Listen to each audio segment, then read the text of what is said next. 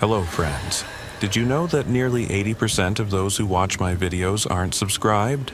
If you enjoy the content, I'd truly appreciate it if you hit that subscribe button. It helps a lot. Also, don't forget to leave a like and share your thoughts in the comments. Your interaction not only supports the channel's growth, but also helps these stories reach more people. Thank you all for being here. By the way, where are you watching from? Let me know in the comments.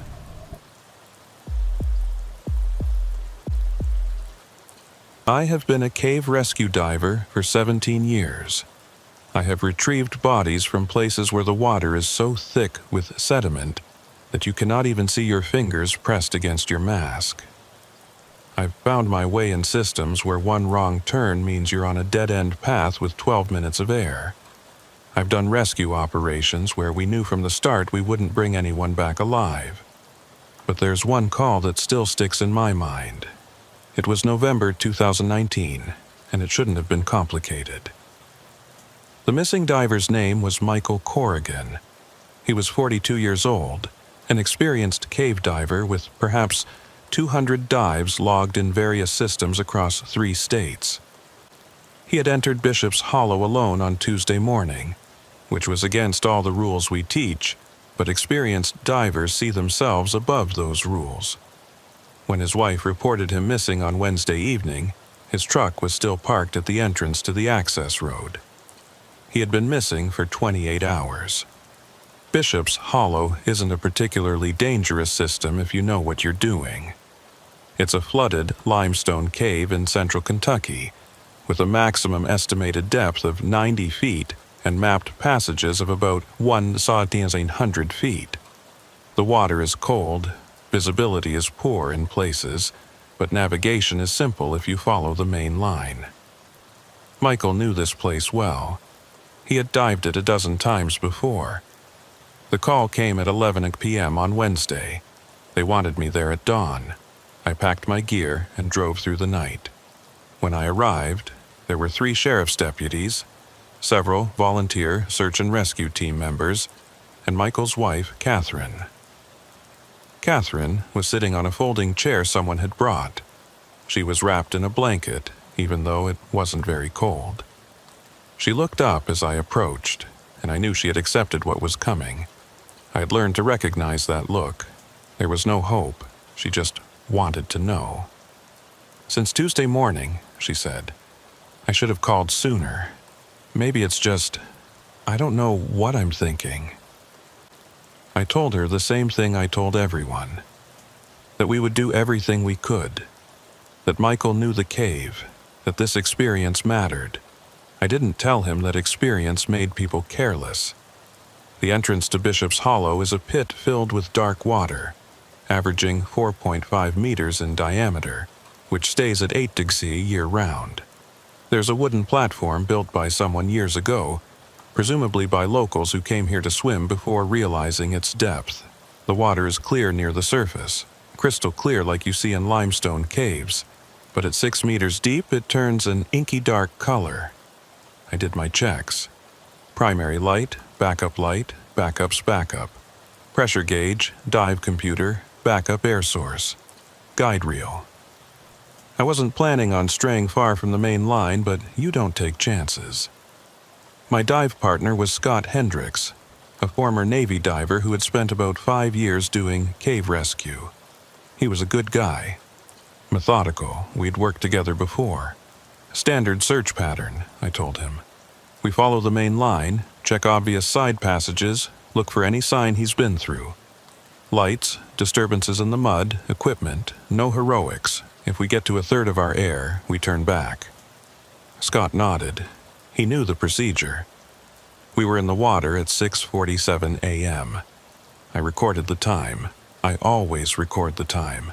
The cold was immediately noticeable, despite the dry suit. That particular cold that creeps into your jaw and aches your temples. We descended slowly, equalized the pressure, and our lights cut through the clear water to reach the thermocline at about 25 feet. Beyond that depth, visibility dropped to about 15 feet. The main guide was exactly where it should be, a bright yellow cord stretching into the darkness. We followed it down. At 60 feet, we entered the first chamber. It was a large room, about 40 feet wide, its ceiling lost in the darkness. The floor was covered in a thin layer of mud that would bubble if you weren't careful. We minimized our movements, flapping our fins slowly, scanning the area with our lights. Nothing. No sign of Michael. We continued. After the first chamber, the passage narrows, and you have to proceed in single file for about 100 feet. The walls close in to about 1 meter apart, and the ceiling is so low that if you're not in the right position, your tank scrapes the ceiling. Inexperienced divers get stressed at this point. The darkness, the confined space, the sound of your own breathing echoing in your ears. But we pressed on, and the passage opened into the second chamber. I saw the light there. The light was faint, perhaps 100 meters ahead, somewhere beyond the main guide. A pale glow, steady, not flickering like someone was signaling. I tapped Scott on the shoulder and pointed to the light. He saw it too. We approached cautiously. The light came from a side passage said not to be part of the main system. It wasn't on the map. It wasn't on the shoe. But since there was light, someone had obviously been there. As we got closer, I could make out its shape. It was one of those high-powered dive lights sitting on the cave floor. It was still on. It was still bright. And next to it, Michael Corrigan. He was in a sitting position, his back against the cave wall, his legs crossed in front of him. His mask was on, his regulator was in his mouth. His eyes were open. I checked my air. It was still good. I signaled to Scott. I found him, check his vital signs. But as I got closer to him, I realized, you can understand. The stillness of the lifeless underwater is different from anything else. No movement, no bubbles, just silence. I reached him and checked his pressure gauge. It was empty. Completely empty. He had completely depleted his tanks. I checked his spare regulator. It was empty too. That's when I noticed his hands. On his knees, palms up, fingers slightly curled, relaxed. Not the clawed, helpless position you'd expect from someone who drowned. I looked at his face behind the mask. His eyes were open, staring straight ahead. His expression, I don't know how to describe it. Peaceful, perhaps. But it wasn't the peaceful look of someone who had accepted death. It was something else. Scott was now beside me, surveying the scene. He pointed to Michael's dive computer. I bent down and looked. The screen was still on, displaying his dive profile. Depth, time, all the data. According to the computer, Michael had been at this spot for exactly 6 hours before he ran out of air. Just sitting here, not moving, not trying to return to the surface. 6 hours. I've done cave rescue work before. I've seen divers who lost their bearings, panicked, made bad decisions and paid the price. I've seen lifeless bodies trapped in passages, tangled in ropes, crushed under rockfalls. But I'd never seen anyone just sit and wait to die, not like this. We secured Michael for transport. Standard procedure. Attach a rope, carefully pull the body back through the passages, minimize disturbance. It took us 40 minutes to get him back to the first chamber, plus another 20 minutes to bring him to the surface. The medical examiner ruled death by asphyxiation due to lack of air. Death by accident. The report stated that Michael showed no signs of struggle, no indication of equipment failure. He had simply been down too long and run out of air. But that didn't explain the 6 hours. A few days after we brought him to the surface, I spoke with Catherine. She said she wanted to talk to me, that she had questions. We sat in a cafe in town, and I told her what I knew, that Michael hadn't suffered, that it had been quick. The things you need to say. Did he leave anything? She asked. A note? Something written? I shook my head. Nothing like that, why do you ask? She looked at her coffee. Michael had been acting strange for the last few weeks.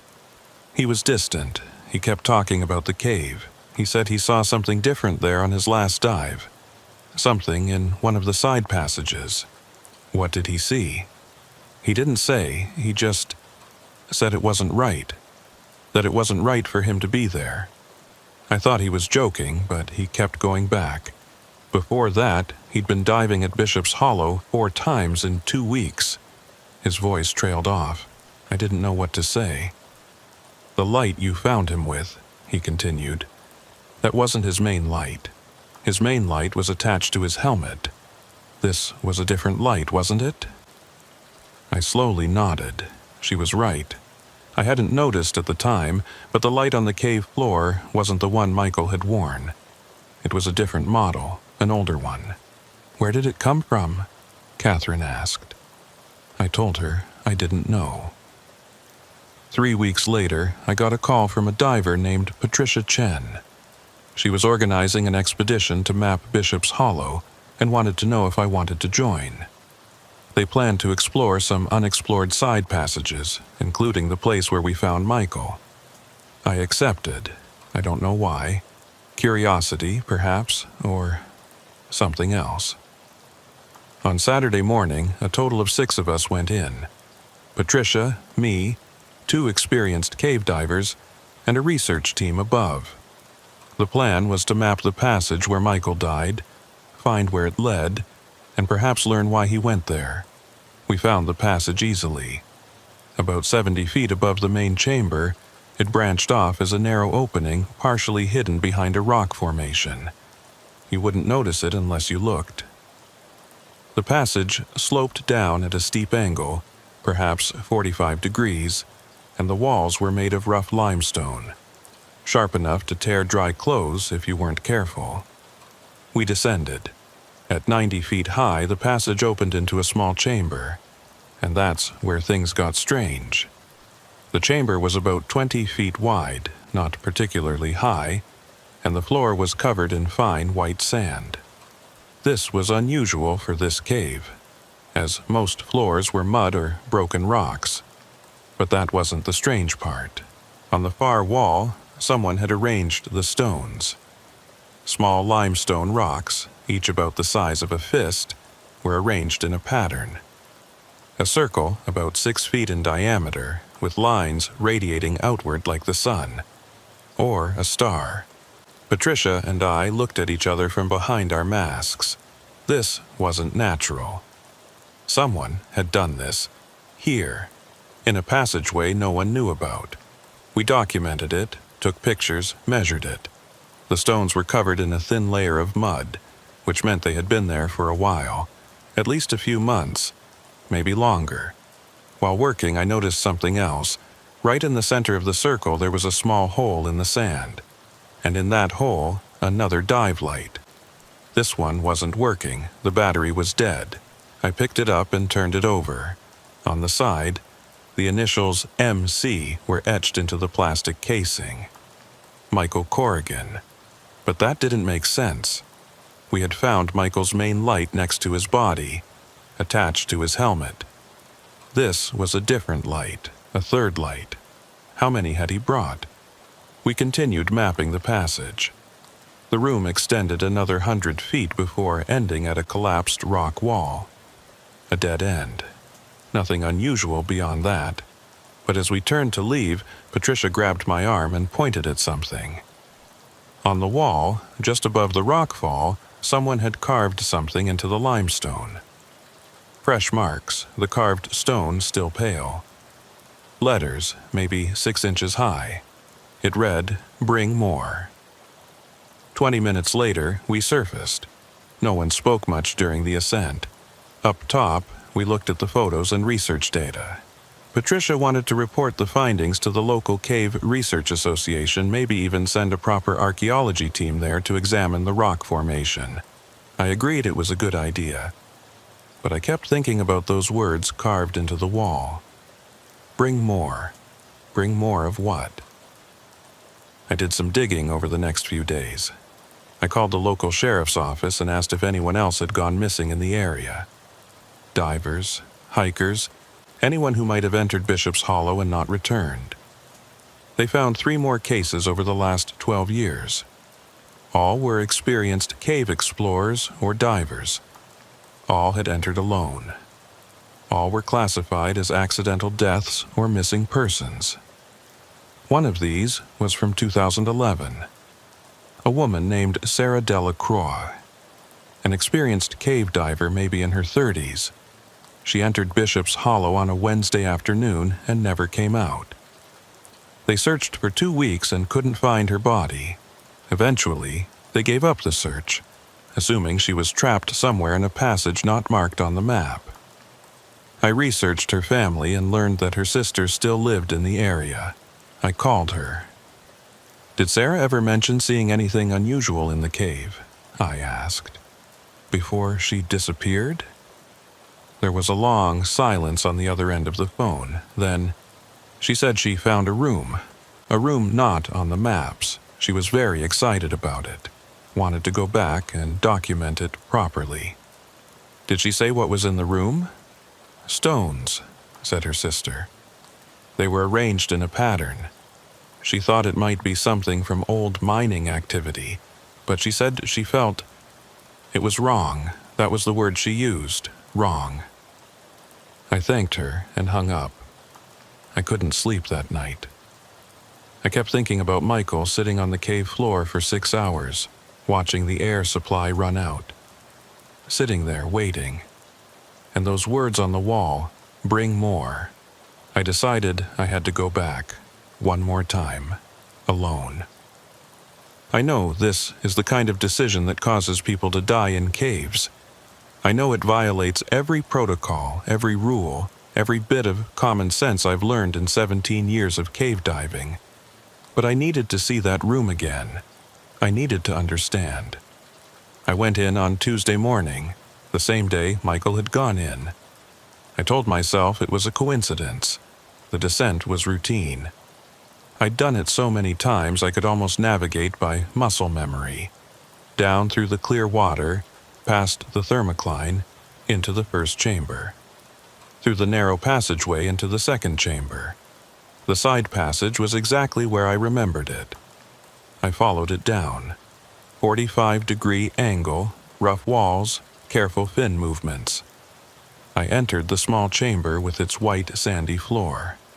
The stone circle was still there, undisturbed. Gliding over it, I illuminated the patterns with my light. Looking closely, I could see more detail.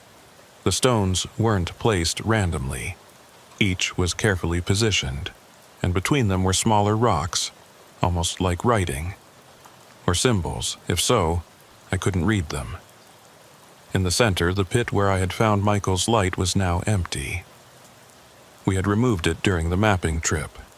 I checked my air. I still had plenty. I had planned this dive conservatively, bringing more air than I needed.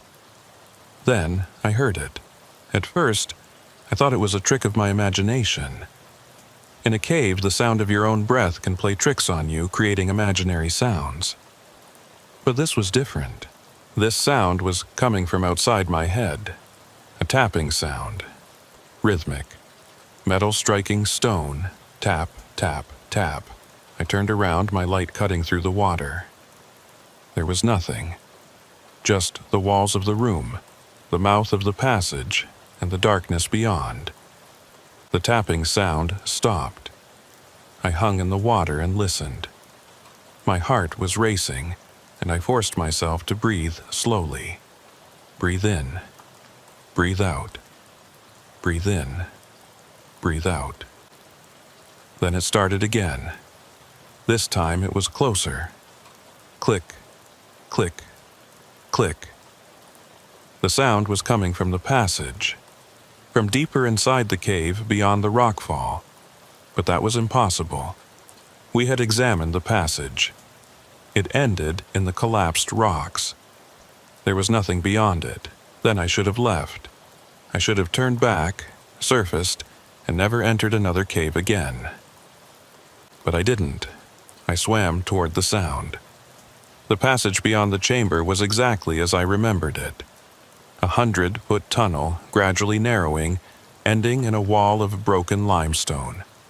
I reached it and stopped. The rattling sound had stopped again. I examined the rockfall. It was solid, tightly packed, impossible to pass. But when I shone my light on it, I noticed something I had missed during my mapping trip. There was a gap, small, maybe 20 centimeters wide, near the top of the pile. And through that gap, I could see something. A void beyond. Another passageway. The gap was too small for my tank to pass through, but I could see light coming from the other side. It wasn't strong, but it was definitely there. There was someone beyond that pile of rocks. Someone with light. Then I had to leave. I should have marked the location, returned to the surface, and brought a team with the right equipment to safely clear the rock pile. That's the protocol. That's the training. But the light on the other side moved. Deliberately. Back and forth. Back and forth. Someone was signaling. I made a decision I still can't fully explain. I took out my tank. I clipped it to a safe spot on my side of the rock pile, held the regulator in my mouth, and passed through the gap. It was a narrow space. My dry suit rubbed against the rock, and for a few seconds I thought I was stuck. But I pushed harder and suddenly passed through, reaching the space beyond. It was another chamber, larger than the first. The ceiling rose into darkness beyond the reach of my light. The floor was the same white sand, but here there were more rock patterns. Numerous overlapping circles formed a complex pattern covering most of the floor, and in the middle of it all stood a figure. My first thought was that I had found another body, another diver who had gotten lost, drifted here, and run out of air. But the figure was standing upright. When my light fell on him, I could see bubbles coming from his regulator. He was still breathing. He was still alive. The figure turned toward me, and I saw the face behind the mask. It was Michael Corrigan. I know this isn't possible. I know we brought Michael's body to the surface 6 weeks ago. I know Catherine identified him. The coroner performed the autopsy, and he was buried in a cemetery outside the city. But I was looking at him. Same face, same eyes. Even the same gear. I could see the tear in the sleeve of his dry suit that I'd noticed during the recovery. He didn't move toward me. He just stood there, in the middle of the rock pattern, watching. Hands at his sides, relaxed. Just like we found him leaning against the wall. I reflexively checked my air supply. The regulator was still in my mouth, still feeding me gas from my tank on the other side of the rockfall. But the hose was stretched taut. I was at the limit of my range of motion. Michael, or whatever was wearing Michael's face, raised a hand, slowly, deliberately, and pointed to the far wall of the room. I didn't want to look. Every instinct screamed at me to turn back, to cross that void, to get out of this cave and never return. But I looked. The wall was covered in marks, carved into the limestone. Names. Lots of names. Some fresh, the stone still pale. Others old, worn, barely visible. I recognized the name Sarah Delacroix, and beneath hers 2 more names from the missing persons reports I had found. And at the very bottom, newly carved, the edges still sharp. Michael Corrigan. And beneath that, 1 more name, newly carved. The letters still bright on the dark stone. My name. I didn't wait to see more. I turned and swam back through the gap between the rocks, my hands searching for something to hold on to, my heart pounding in my chest. I grabbed my tank, put it back on, and swam quickly toward the entrance of the room. I couldn't look back. I didn't stop. I just swam, following the passageway, passing through the small room with the stone circle, and returned to the main cave system. I passed through the narrow passageway. I passed through the first room. I swam toward the light. I surfaced at 10:23. I recorded the time. I informed the local authorities that there was another chamber beyond the rockfall. I told them it was imperative they send a team to investigate. I didn't tell them what I had seen. I didn't tell them about the names on the wall or the figure in the center of the stone pattern. 3 days later, they sent a team. They found the gap in the rock fall, widened it, and went through. The room was empty. White sand floor, stone patterns, but no figure, no names on the wall, just smooth limestone. They thought I had made a mistake, lost my bearings, maybe experienced nitrogen narcosis. These things happen at depth. The mind plays tricks. I let them think that. But I know what I saw, and I know my name was written on that wall. I still dive. I still do rescue work. It's my job. I'm good at it. But I don't dive in Bishop's Hollow anymore. When people ask why, I tell them I'm busy with other places. I tell them there's nothing left to find there. Of course, that's not true. There's plenty to find in Bishop's Hollow. I just don't want to be the one to find it. 3 months ago, a detective from the county sheriff's office contacted me. Another missing diver, he went into Bishop's Hollow alone. His truck was found at the trailhead. No sign of the diver. They asked if I could help with the search. I told them I wasn't available. I gave them the names of the other 3 qualified cave rescue divers in the area. Good people. Experienced. I haven't heard from any of them since. Sometimes, late at night, I think about that room. The stone patterns on the floor. Michael standing in the middle watching me. My name carved into the wall. I think about the words we found in the first room. Bring more. And I wonder how many names are on that wall now. Have 3 more been added? I tell myself I need to warn people. I need to put up signs at the cave entrance. I need to do something to keep divers away from Bishop's Hollow. But I don't. Because a voice inside me, a voice I don't want to admit, knows it won't matter. Whatever is in there doesn't need signs or warnings. There are other ways to call people. And in the end, everyone it calls comes down. Just like Michael did. Just like Sarah Delacroix did. Just like I almost did. Some come back. But I'm starting to think that doesn't matter either. Because when you see that room, when your name is carved into that wall, when you stand before whatever waits in the darkness, you're already a part of it. You're already there. You just don't realize it yet. I haven't been sleeping well lately. I keep having the same dream. I'm descending in the water, in the cold darkness, following the guide. I pass through the first room. I pass through the narrow passage. I enter the second room. And every time I see a light in the side passage. A faint light, steady and unwavering. And every time I swim towards it. Even though I know what awaits me, even though I've seen my name on the wall, I swim towards it because I have to. Because something is calling me. Because in the end we all arrive where we are meant to be. And my place is in that room. I stand in the center of the stone circle. I wait for the next diver to find me.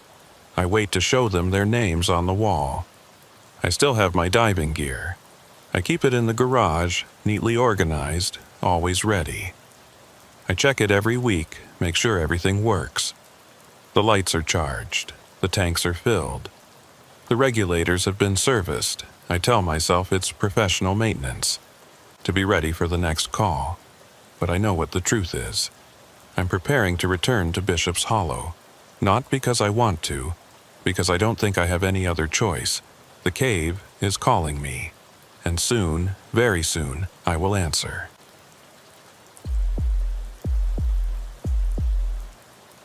The call came on a Wednesday afternoon in March 2018. Not a rescue, a recovery. That much was clear from the start. The diver's name was Nathan Voss, 34 years old, cave diving instructor. Over 400 dives logged in the southwestern systems. 7 years ago, in 2011, he disappeared in the Apache Tears cave system in New Mexico. His body was never found. Until now, A group of explorers who entered a previously unmapped section of the system found equipment. A diving light that still worked, a pulley with rope attached, and further on, what they believed to be human remains. The family wanted to close the case. After 7 years, they just wanted Nathan home. I'd recovered old bodies before. It's not a pleasant job, but it's a simple one. Document the site, secure the remains, carefully bring them to the surface. Bodies are usually in bad shape after being underwater that long. Tissues decomposed, bones scattered by currents or aquatic life. But that's just biology, just the natural decay process. This time, it should have been straightforward. I arrived at the site on Thursday morning. Apache Tears is a massive system with over 40 miles of explored passages, new sections discovered every year. It's a cold water cave, and the temperature stays a steady 52 degrees year-round, which actually helps with preservation. Bodies don't decompose as quickly in cold water. The team that found Nathan's gear was waiting for me. 3 divers, team leader Marcus Webb, geologist Sarah Chen, who maps new passages, and a young man named David Ortiz, who handles documentation and photography. Marcus showed me the location on the research map.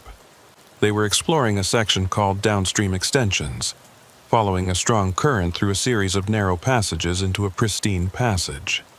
About 3,000 feet from the nearest mapped section, they had entered a large chamber, which they had named the Echo Room because of its acoustics, and found the equipment there. "The light was still on," said Marcus, pointing to the dive light sitting on the equipment table. 7 years later. The batteries in these models don't last more than 8, maybe 10 hours. But when we found it, it was shining brightly.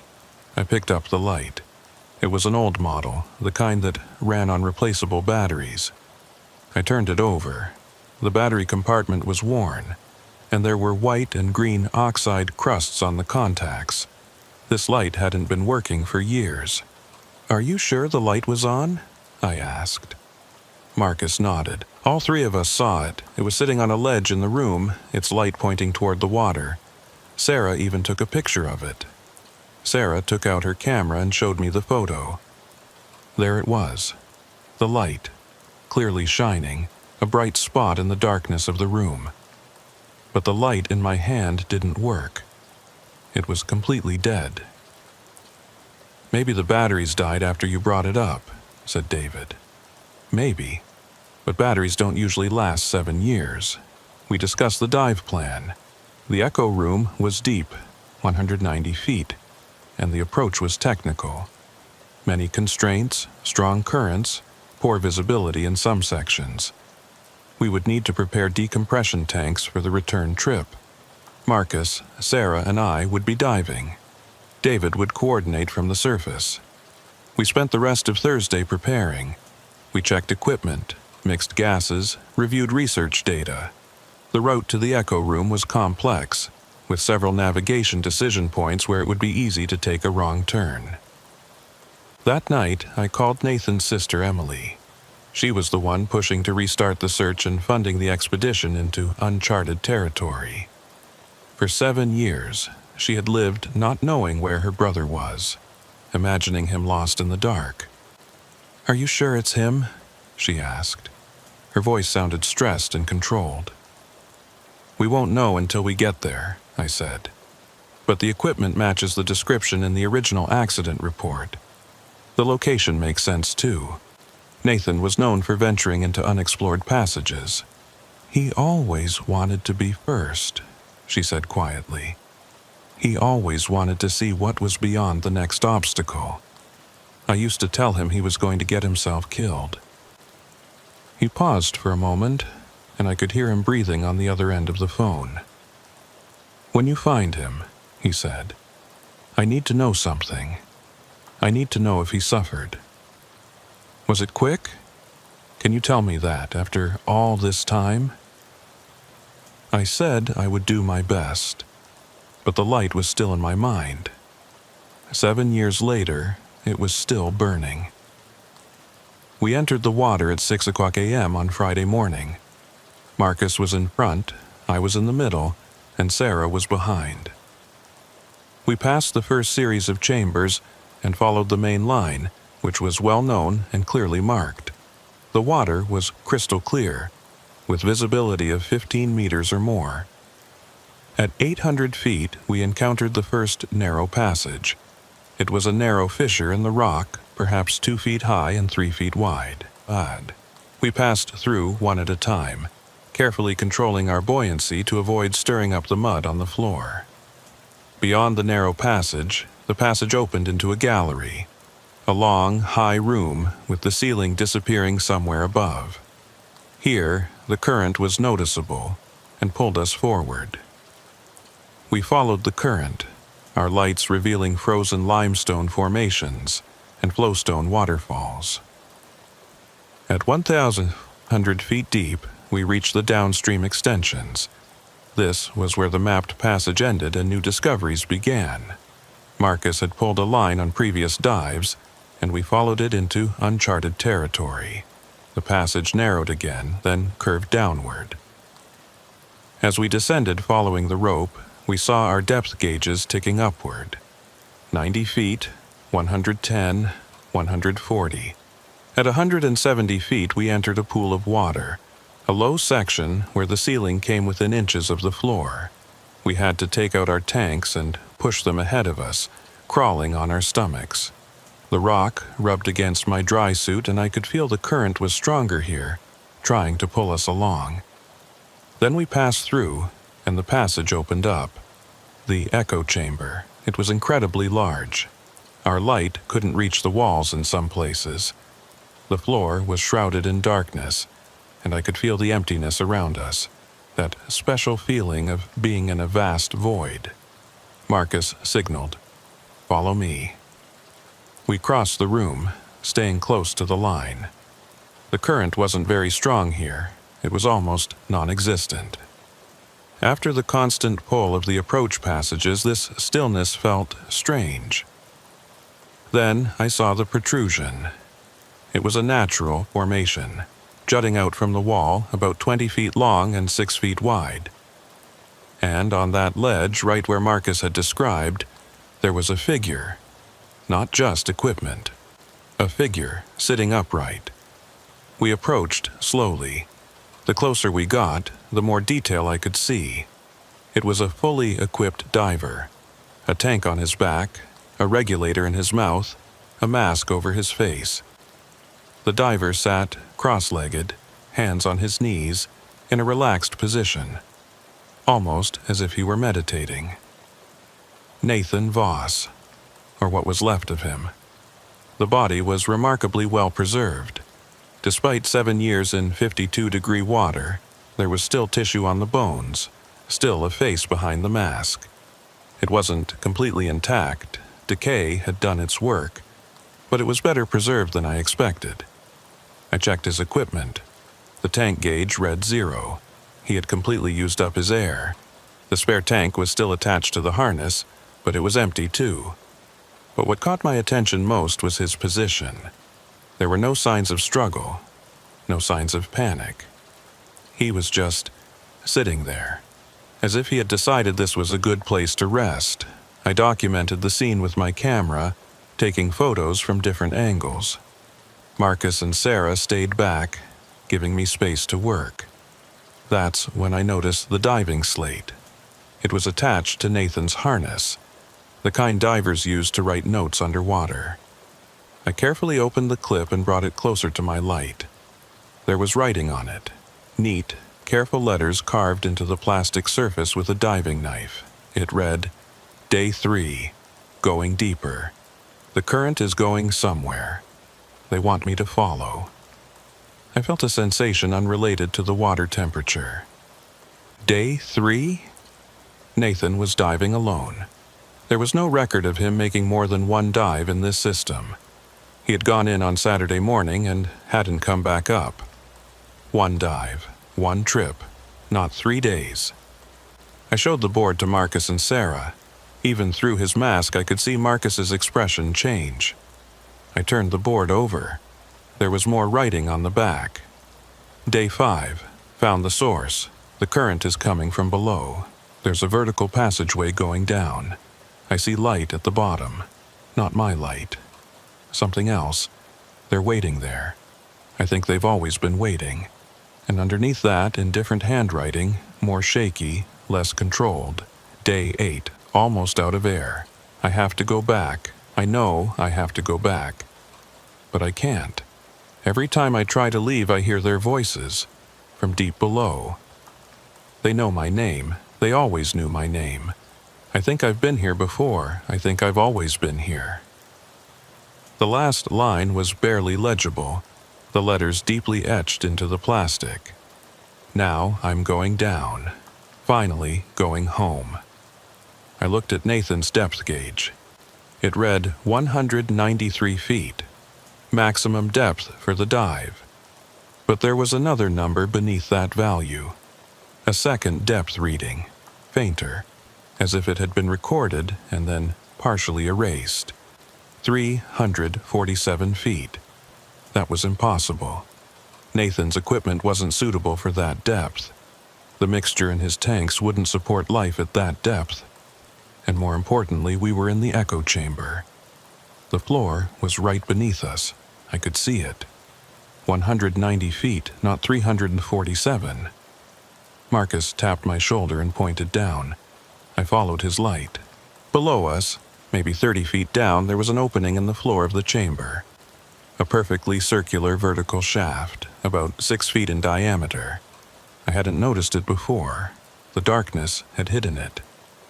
Marcus had already started descending into it. I grabbed his fin, pulled him back, and shook my head. We had to stick to the plan. We had to retrieve Nathan's body and return to the surface. We could explore the shaft on another dive. But Marcus pulled himself free and continued down. Sarah and I looked at each other. Then we followed him. As we approached the shaft, I could see it wasn't a natural formation. The walls were too smooth, too regular. It was as if the rock had been drilled or carved. It sloped down at a slight angle, and I couldn't see the bottom. Marcus stopped at the entrance, then looked at us.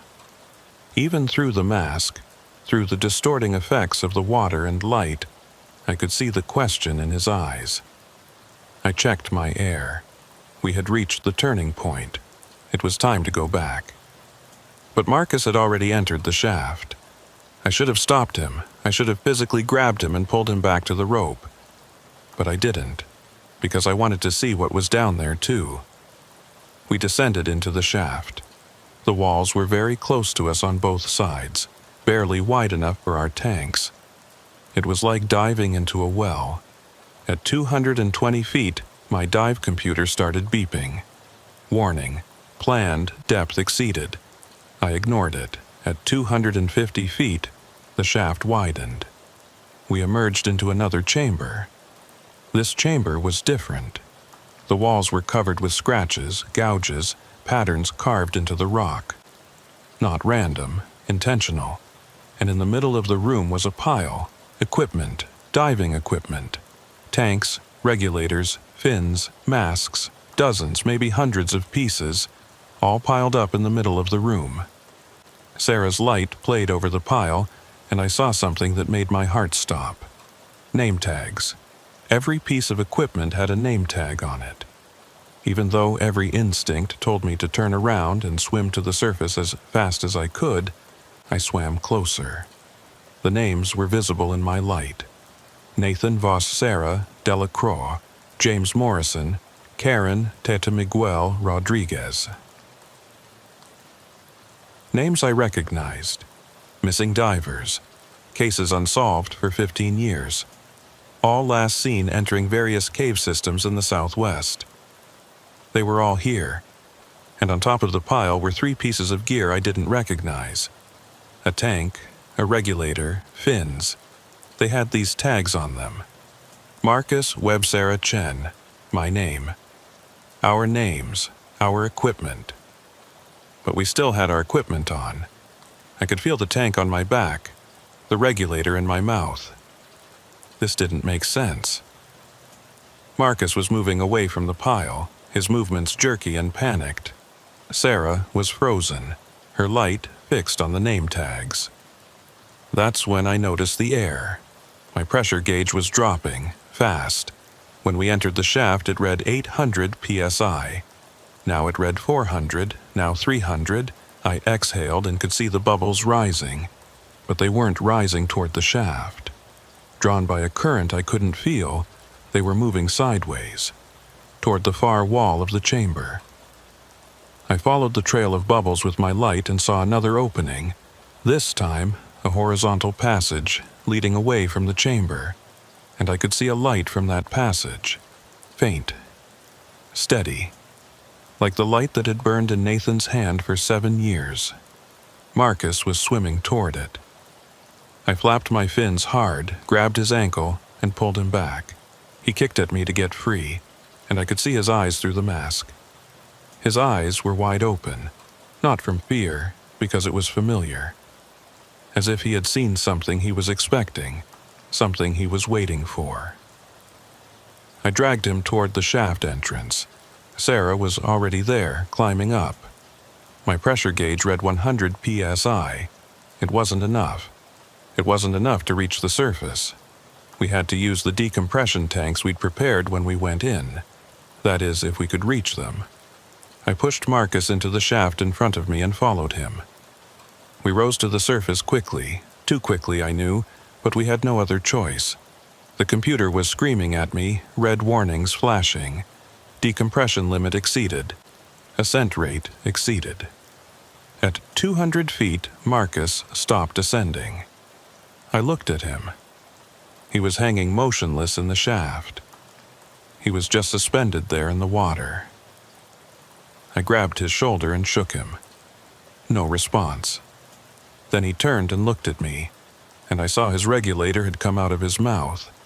He was just suspended there in the water. But he wasn't drowning. His eyes were open, he was awake, looking at me calmly. And he was smiling. He reached out, took off his mask, and let himself fall into the darkness. Then he began to descend. Slowly, consciously. He was swimming back toward the chamber. I had maybe 60 seconds of air left. I couldn't help him. I couldn't save him. I turned and swam upward as fast as I could. Sarah was already at the first decompression stop, breathing from her backup tank. I reached her, switched to my own backup tank, and we hung in the water, watching the shaft entrance below. We waited to see if Marcus would surface. He never did. We completed our decompression stops, 40 minutes at 20 feet, 20 minutes at 10 feet. All this time, I was shining my light down, trying to spot any sign of Marcus, but there was nothing. We surfaced at 11:47. David was waiting on the platform, and his face fell when he saw just the two of us. "Where's Marcus?" he asked. I didn't know how to answer. We called the authorities. We explained that Marcus had descended deeper than planned and hadn't returned. 6 hours later, when there was enough surface interval for us to dive safely again, a rescue team went down. They found the echo room. They found the ledge where Nathan's body was. But Nathan's body wasn't there. They found a vertical shaft in the floor of the room. They descended to 280 feet, the deepest point they could safely go with their equipment. They located the room where the equipment was stored, but the pile wasn't there. The room was empty. The floor was smooth rock. There were no scratches on the walls. There was no passageway leading into the darkness. They searched for 3 days. They didn't find Marcus. They didn't find Nathan. Finally, they gave up the search. Emily Voss called me a week later. She had heard about Marcus's death. She wanted to know if we had found her brother. I told her we had. I told her we had found his body, that he hadn't suffered, that he had died quickly. I didn't mention the diving board. I didn't mention the pile of equipment with her brother's name on it. I didn't mention that his body was missing. I said we couldn't retrieve the body due to technical difficulties. The location was too deep, too dangerous. We had to leave him there. He cried. He thanked me for trying. He said at least now he knew where he was. But I don't think that's true, because I don't think Nathan was ever in the echo room. I think the echo room was just a passageway, and I think he went through that passageway, just like Marcus did. The dive computer data doesn't make sense. I've looked at it hundreds of times. According to my log, the entire dive lasted 4 hours and 18 minutes. Entry at 6 o'clock, surface at 11:47. But according to my watch, we surfaced at 2:33 p.m. 8 hours and 33 minutes. Sarah's data shows the same inconsistency. When we compared our logs, we both noticed a gap. 4 hours of dive time that our computers didn't record. For 4 hours, we were somewhere. We were doing something we don't remember. 3 weeks after the incident, a package arrived at my house. There was no return address. Inside was a dive slate. My dive slate. The slate I carried with me during the dive to the echo room. I hadn't realized it was missing. There was writing on it that I didn't remember writing. Day 1. Found the room. Just like Marcus said, all the gear is here. I can see my own gear in the pile. Tank, regulator, fins. They're waiting for me. I'll put them on. I'll go through the passage. I need to see what created that light. I don't have a diving board. I never had a diving board. But the handwriting was mine. Sarah called me that week. She said she had dreams. In her dreams, she had returned to the room with the pile of equipment. And while searching for something, she was rummaging through the equipment. She was looking for her own equipment. And when she found it, she put it on. And she swam through the passageway toward the light. And on the other side of the passageway, there was another room, and in that room, there were people, divers.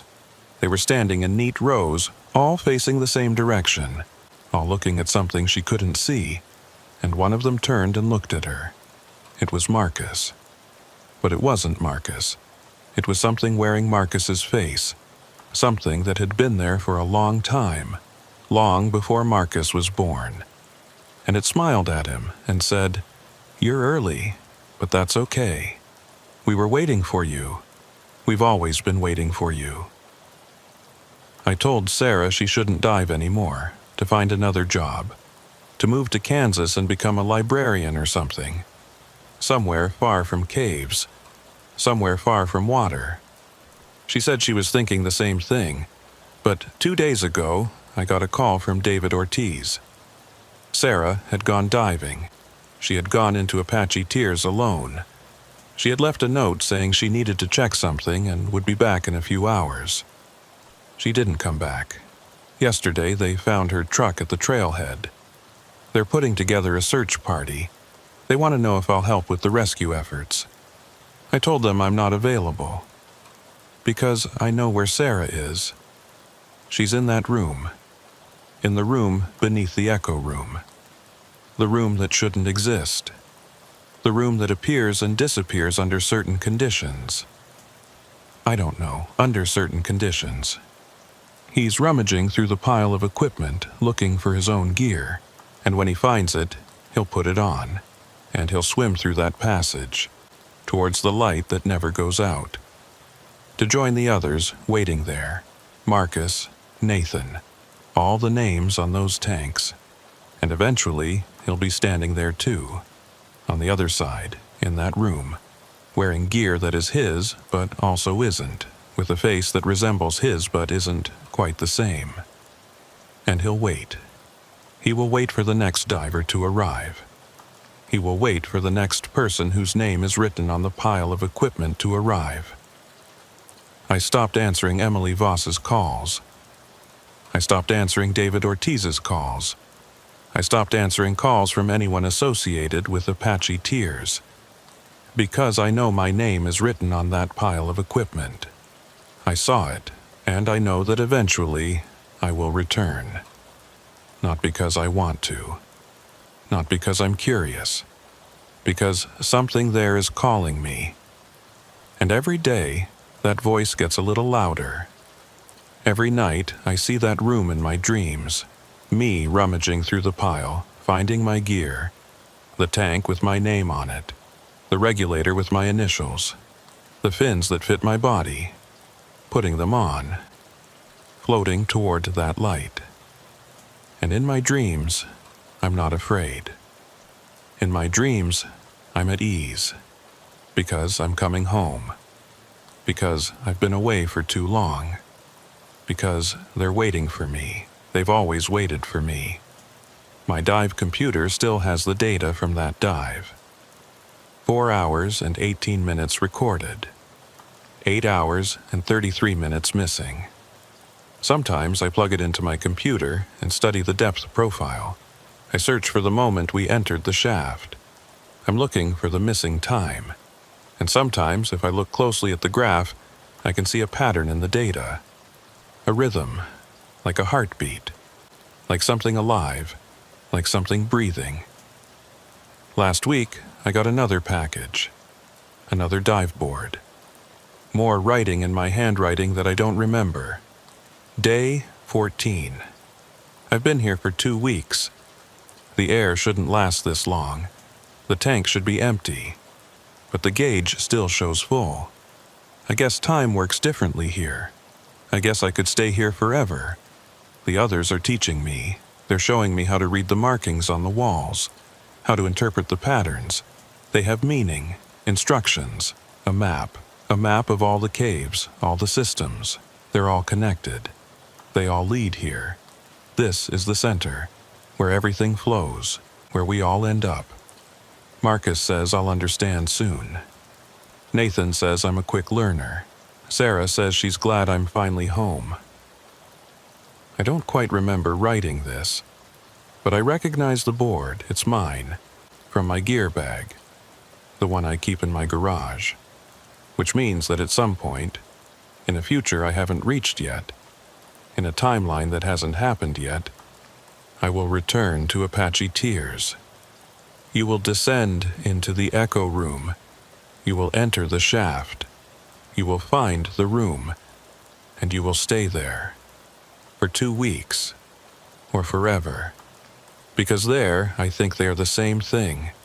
I thought about destroying my equipment, selling it, getting rid of everything that could take me back there. But I know it wouldn't matter, because the gear with my name on it is already waiting for me, inside the pile, inside the room, beneath the echo room, where time doesn't flow right, where the light has been burning for 7 years, where divers go and never return. But they do return. They just don't return as themselves. I'm writing this now because I want it recorded. I want someone to know what it is, what it will be. Because soon, maybe tomorrow, maybe next week, maybe next year, I'll get in my truck and go to Apache Tears. I will put on my clothes. I will enter the water. And I will descend into a room that exists but also does not exist. To find the equipment with my name on it. To put it on. To swim toward a light that never goes out. To join the others who are waiting. Those who are always waiting. To those who will always be waiting. And if you are reading this, if you are a diver, if you find yourself in a cave system with passages not on the map, rooms that shouldn't exist, light coming from places that should only be dark, turn back, swim back. Don't follow the current. Don't search for the source. Don't try to find where the light comes from, because if you search, you will see your name. It's already there. It's already waiting. It's already yours. And then you will understand what I understand now. We are not exploring these caves. We are returning to them. We have always been there. We are only visiting the surface. And soon, very soon, it will be time to go home.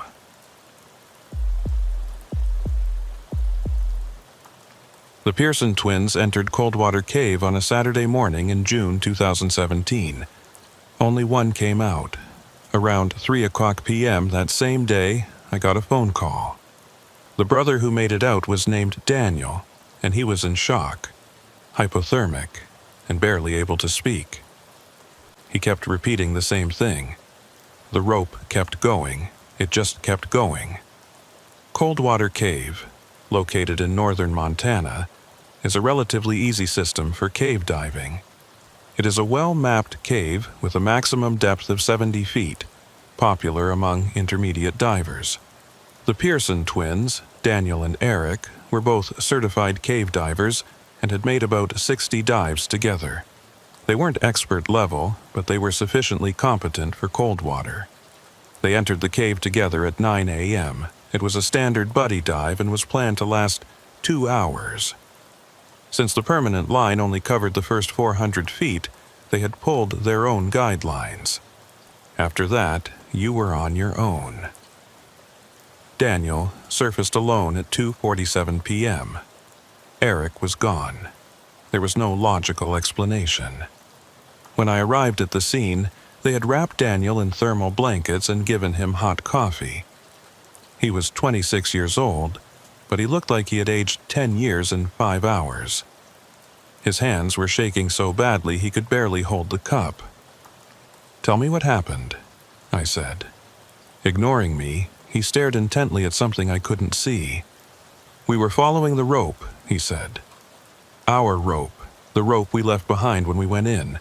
We had reached the turning point and were starting to head back towards the entrance. Everything was normal." "Where's your brother?" "I don't know." His voice cracked. "The rope. It kept going. We kept following it, but it wasn't leading back to the entrance. It was going somewhere else, somewhere we hadn't been before. You lost your way. You took a wrong turn." He shook his head violently. No, we followed the rope. Our rope. I tied it myself. I know I tied it right, but it didn't take us where it was supposed to." I'd heard this before. Divers lose their way in caves, thinking up is down, left is right. The mind plays tricks in the dark. But Daniel seemed certain. "When was the last time you saw Eric?" "At the passage. The wrong passage. The one we didn't put a rope in. He was ahead of me. I could see his light, and then he closed his eyes. And then the light went out. It went dark all of a sudden. I called out to him. You can't really shout underwater, but I made a noise. I banged on my tank. Nothing happened. I kept following the rope. Maybe the light was broken, I thought. He's right in front of me." But the rope went on and on, and on and on. And I realized I didn't know where I was anymore. So I cut the rope. I cut it and tied it to my own reel and followed it until I found the main chamber. And I surfaced. "You cut the guide?" He shook his head, embarrassed. "I know I shouldn't have done it, but I got stressed. I decided the rope was wrong. I thought he was lying to me, so I cut it and found my own way." I pulled out the research map of Coldwater Cave. "Show me where you lost it." Daniel studied the map, then marked a section about 800 feet from the entrance. A room called the split room because it split into 2 passages. The left passage was marked on the map and led to a dead end about 200 feet ahead. The right passage was not marked on the map. It was too narrow for most divers to attempt. "Which passage did you use when you went in?" "The left one, the one marked on the map. We went to the end, turned around and started back." "And you're saying the rope took you somewhere else?" "Yes." He looked me in the eye. "I know how you got here, but I'm telling you, we followed the rope, and it took us somewhere we hadn't been before." An hour later, I put on my diving suit. The plan was simple. Follow Daniel's lead to where he went, look for Eric's tracks, assess whether a full rescue team was needed. I was going alone, standard protocol for initial assessment dives. If I found Eric alive but trapped, I would surface and get help. If I found him dead, I would mark the spot and organize a rescue operation. The water in Coldwater Cave was, as its name suggests, ice cold, 43 degrees. As I descended, I could feel the water seeping through my dry suit, a familiar ache in my temples, my jaw clenching from the cold. I found the permanent guide and followed it into the cave.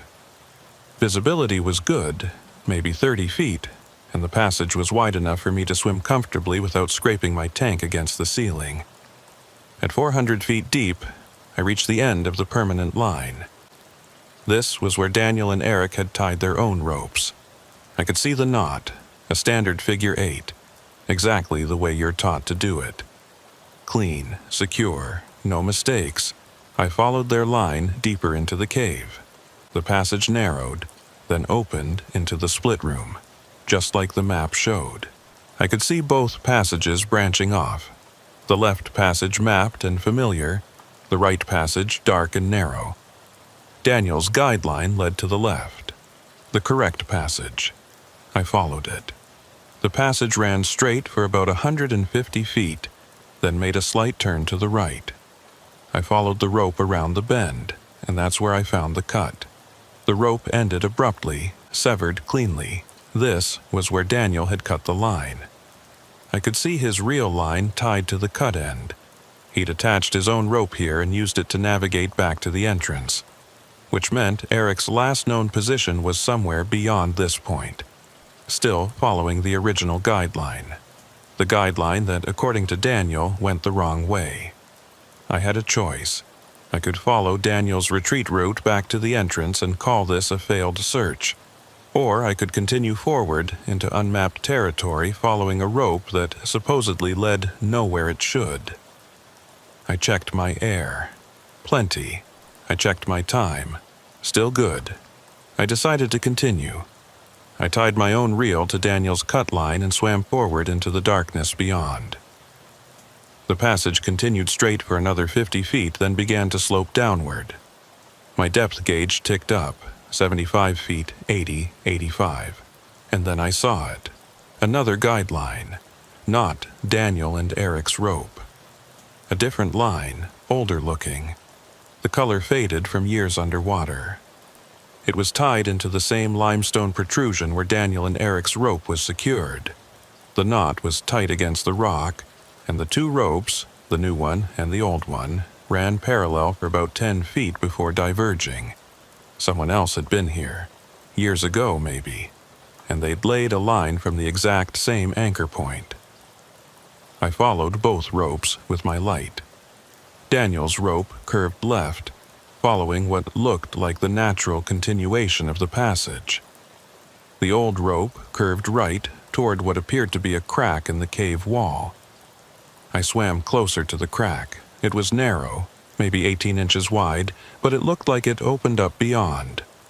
I could feel a slight current coming from it. Water flowing from somewhere deeper. I checked the old guideline. It ran straight into the crack. This was a decision point. I could follow Daniel's rope, the rope they'd intentionally laid, and see where it actually led. Or I could investigate the crack, see if maybe they'd somehow gotten confused and followed the old rope instead. I chose the crack. I removed my tank and pushed it ahead of me, then squeezed through sideways. The rock scraped against my dry suit. For a moment I was stuck, and I felt the familiar flutter of panic. But I exhaled, made myself smaller, and pushed through. On the other side, the passage opened into a chamber I'd never seen on any map of Coldwater Cave. It was small, maybe 20 feet across, with a sandy floor and a ceiling that sloped down to meet the far wall. The old guideline ran across the floor and disappeared into another passage on the opposite side. And lying on the sand, next to the rope, was a dive light. Still on. The beam was weak, batteries nearly dead, but it was definitely active. I swam closer and picked it up. There was a name etched into the side, Sarah Whitmore. I didn't recognize the name, but the light looked old. The casing was scratched, worn. This had been here a while. I followed the old guideline into the next passage. It was larger than the crack I'd squeezed through, and my light revealed more of the cave's geometry. Flowstone on the walls, delicate formations that nobody had ever documented. Virgin passage. At 90 feet depth, I found the second chamber. This one was bigger. The ceiling rose up beyond my light's reach, and the floor was covered in fine silt that puffed up with the slightest disturbance.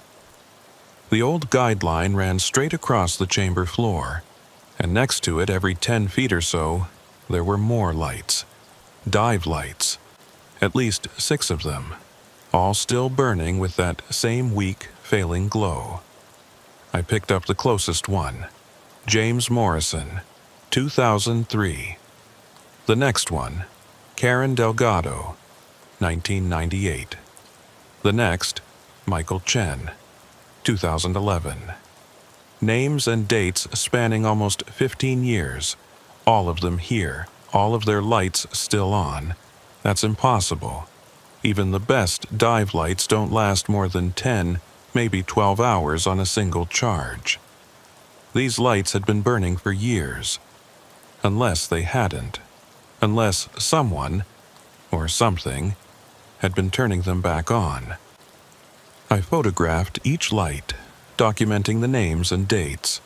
All of them were names I could check later. Missing divers, probably. Cold cases. The old guideline continued across the chamber and into another passage. I followed it. This passage was different. The walls weren't natural limestone. They were too smooth, too regular, like they'd been carved, or worn down by something moving through them repeatedly. At 105 feet, I found Eric Pearson. He was floating in the middle of the passage, his back against the ceiling, his arms drifting slowly in the gentle current. His eyes were open behind his mask. His regulator was still in his mouth. I approached carefully, checked for bubbles. None. Checked his pressure gauge, 0. He'd breathed his tanks completely empty, but his body was positioned wrong. When divers run out of air, they usually claw at their regulators, their masks. They panic, they thrash. Eric looked calm, relaxed. His hands were at his sides, his legs straight, like he'd just decided to stop swimming and let the water hold him. I reached for his shoulder to move him, to begin the recovery process. His eyes shifted, focused on me. I jerked backward, releasing him. My heart was slamming in my chest. He was dead. I knew he was dead. His tanks were empty. He'd been down here for hours, but his eyes had moved. I steadied myself, breathing carefully to keep my air consumption under control. I was imagining things, the stress, the darkness, the cold. My mind was playing tricks. I reached for Eric again, more slowly this time. His hand shot out and grabbed my wrist. His grip was strong, too strong. The fingers dug into my dry suit, and even through the material I could feel the pressure. I tried to pull away, but he held on. His other hand came up and grabbed my tank valve. Behind his mask, his lips moved, speaking. But with the regulator in his mouth, I couldn't hear what he was saying. I did the only thing I could think of. I reached up and hit the purge button on my backup regulator, sending a blast of bubbles into the water between us. The disturbance made him release his grip, just for a second. But it was enough. I kicked hard, swimming backward, putting distance between us.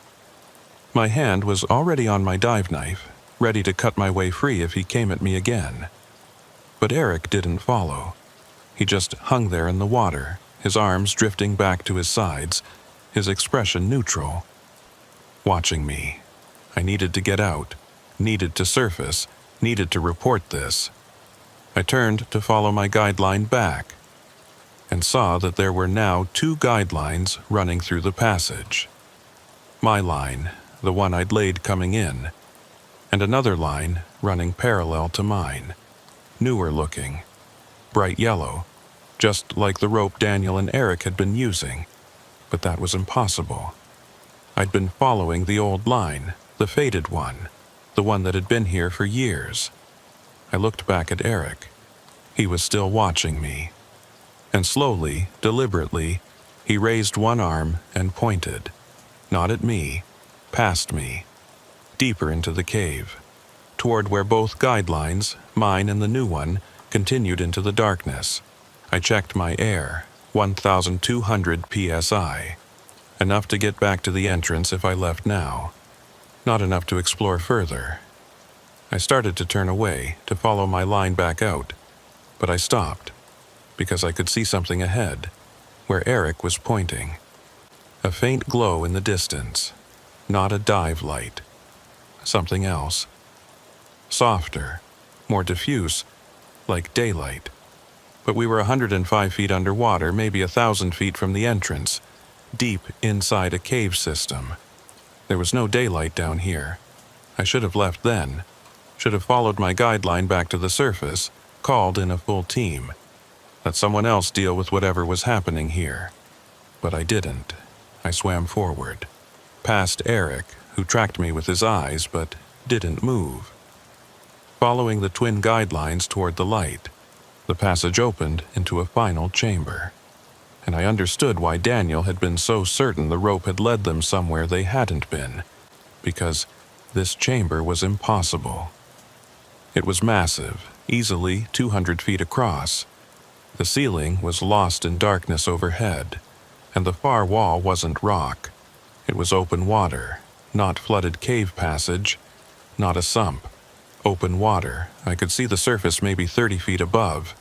I could see sunlight filtering down through clear blue water. It looked like the ocean, but we were in Montana, landlocked, hundreds of miles from any ocean. The guidelines, both of them, mine and the new one, ran across the chamber floor and ended at the wall of open water. Tied to the last anchor point was a slate, a dive slate, like the ones we used to write notes underwater. I swam to it and read the message, followed the rope. Found this. Going through. Will report back. Sarah Whitmore, 94. Below that, more messages. Different handwriting. Different dates. Rope leads here. Going to surface on the other side. See what's there.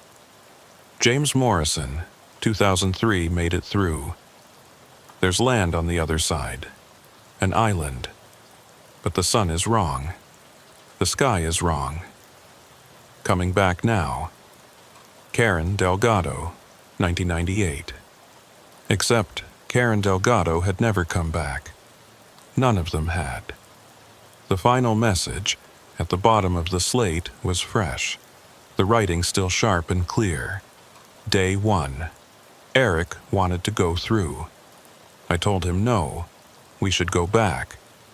But the rope leads here. The rope we laid ourselves. How can our own rope lead here? Eric says we have to see. Says we have to know. I'm going back. I'm cutting the line. I'm getting out. Daniel Pearson, and below that, in different handwriting, Daniel left. I'm going through. The rope wants me to. I can feel it pulling. I'll come back. I'll tell him what I found. Eric Pearson. I looked back toward the passage I'd come from. Eric was there, floating at the entrance to the chamber, still watching. He raised his arm again, pointed at the open water. I checked my air, 900 psi, barely enough to get back. I turned toward the exit passage, but the guideline, my guideline, the one I'd laid myself, the one I knew led back to the entrance, didn't lead to the passage anymore. It curved away, across the chamber floor, to the wall of open water. Both guidelines ended there. Mine and the old one. Tied to the same anchor point, like they'd always been the same rope. Like I'd always been following it here. I tried to remember laying the line on my way in. Tried to remember the route I'd taken, but the memory was hazy. Had I come through that passage? Or a different one? How long had I been down here? I checked my dive computer, 43 minutes. I checked my watch, 11:27 p.m., but I'd entered the water at 4:15 p.m. That was 7 hours ago? That was impossible. My air, wouldn't have lasted 7 hours. I'd have been dead hours ago. But my pressure gauge read 900 psi. Still breathable, still fine. I looked at Eric. He was closer now, had drifted into the chamber without me noticing, maybe 20 feet away. Behind his mask, his lips moved again. This time, even though he still had the regulator in his mouth, I could hear him. The words came through the water, clear and distinct. The rope always leads here. No matter which rope you follow, they all come here eventually, because this is where ropes end. This is where we're supposed to go. I shook my head. You're dead. You ran out of air. Did I? He looked down at his pressure gauge. Gauge says empty, but I'm still breathing. How does that work? I couldn't answer that. You're running low, Eric continued, his voice calm, conversational. Maybe 900 psi left, maybe less. Not enough to get back. Not enough to make it to the entrance. I have enough. Do you? He tilted his head. How long have you been down here? Check your computer again. I looked at the display. 43 minutes. I looked at my watch. 11:27 p.m. The numbers didn't change. They couldn't both be right. Time is different here, Eric said. Near the opening. It doesn't flow the same way. Sometimes you're only down here for an hour. Sometimes you're down here forever. But it doesn't matter. Because the rope leads here. Your rope, my rope, everyone's rope. They all lead to the same place eventually. I'm leaving, I said, or tried to say. But underwater, with a regulator in my mouth, it came out as just bubbles. You can try, Eric said. Daniel tried. He cut the rope, made his own way back, and he made it. But he left his rope down here, and now it's part of the system. Another line leading here, another path to the opening. I turned away from him and swam toward the passage I'd entered from, the one I was certain I'd come through. But when I reached it, I saw that it was blocked. A wall of fallen rock sealed the passage completely. Fresh rubble, like it had collapsed recently. I tried another passage, same thing, blocked. I circled the chamber, checking every dark opening in the walls. All blocked, all recently collapsed. Except one, the wall of open water, clear, unobstructed. Sunlight filtering down from above. I swam back to where Eric floated. He hadn't moved. What's on the other side? I asked. I don't know, he said. I haven't gone through yet. I was waiting. Waiting for what? For you. He smiled behind his mask. The rope doesn't lie. If your rope led here, that means you're supposed to go through. We can go together. I checked my air again. 700 psi. I checked the passages again. All blocked. I looked at the wall of open water. At the sunlight. At the surface that shouldn't exist. I had a choice. I could wait here until my air ran out. Die in this impossible chamber, floating next to a dead man who wouldn't stop talking. Or I could swim through the opening. See what was on the other side.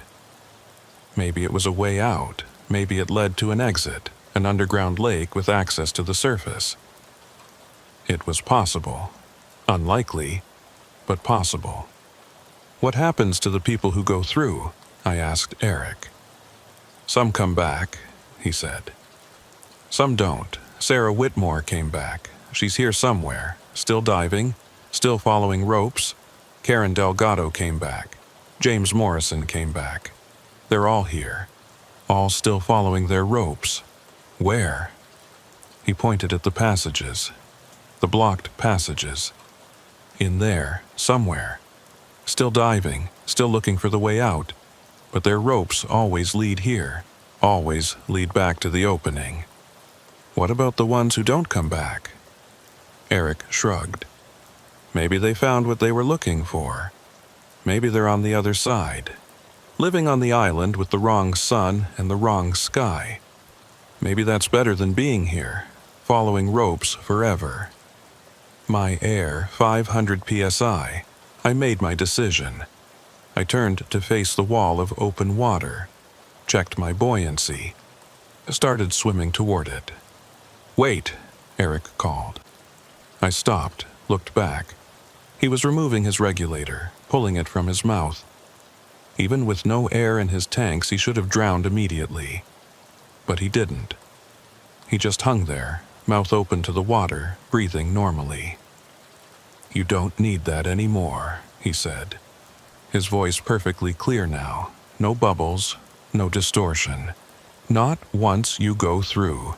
Things work differently on the other side." I kept my regulator in my mouth. I swam into the open water. The transition was instantaneous. One moment I was in the cave, surrounded by rock walls and darkness. The next moment I was in open ocean. Clear, blue water stretching in every direction. Sunlight overhead. I looked down, no bottom, just blue fading to black. I looked up, the surface, maybe 30 feet above. I started ascending. As I rose, I noticed shapes in the water around me. Other divers. Dozens of them. All ascending toward the surface. All moving slowly, deliberately. I recognized Sarah Whitmore's gear, James Morrison's yellow tank, Karen Delgado's distinctive purple fins. They weren't looking at me. They were all facing upward, all rising toward the light. I broke the surface. The air was warm, humid. I pulled my regulator out and breathed. The air tasted wrong. Not bad, just wrong. Like breathing in a greenhouse. Too much oxygen, too much moisture. I looked around. I was floating in an ocean that stretched to the horizon in every direction. No land visible, no boats, no aircraft, just water and sky. And the sun. Eric was right. The sun was wrong. It was too large, too orange, too close. It hung low on the horizon, impossibly huge, and I could see dark spots on its surface. Solar flares, maybe. Or something else. The sky around it was the wrong color. Not blue, more purple, with streaks of green near the horizon. I heard splashing behind me. Turned to see Eric surface a few feet away. He'd followed me through. "Told you," he said. "Wrong sun, wrong sky. Where are we?" "Somewhere else." He floated on his back, looking up at the purple sky. "Not Montana. Not Earth, maybe. I don't know. But the rope led here. Our rope, the one we laid. So this is where we're supposed to be." Other divers were surfacing around us. 30, 40, maybe more. All of them floating quietly. All of them staring at the sun.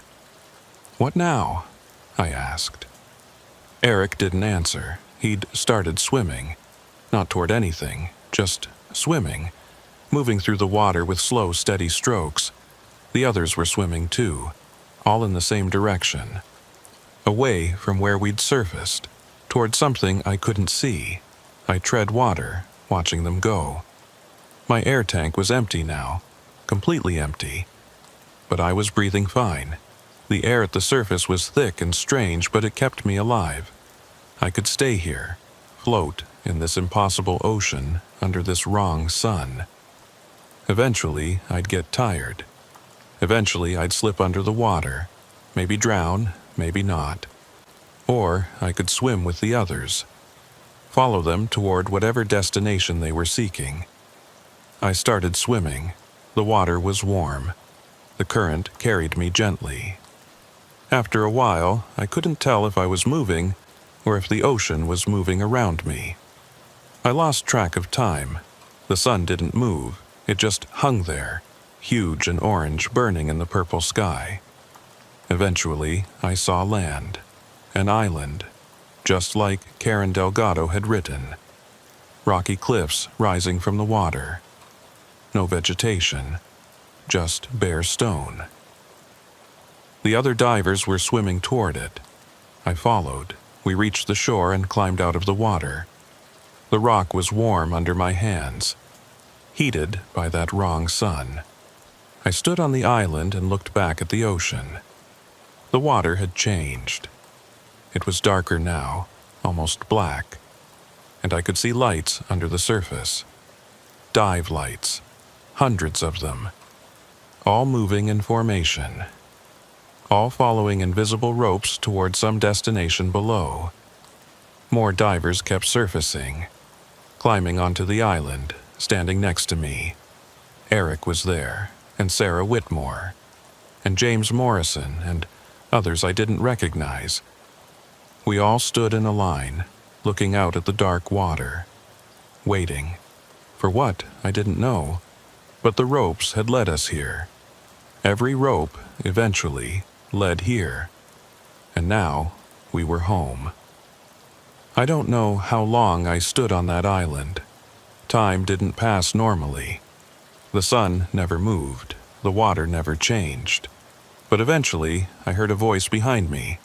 "Ready to go back?" I turned. It was Eric, but not the Eric who'd surfaced with me.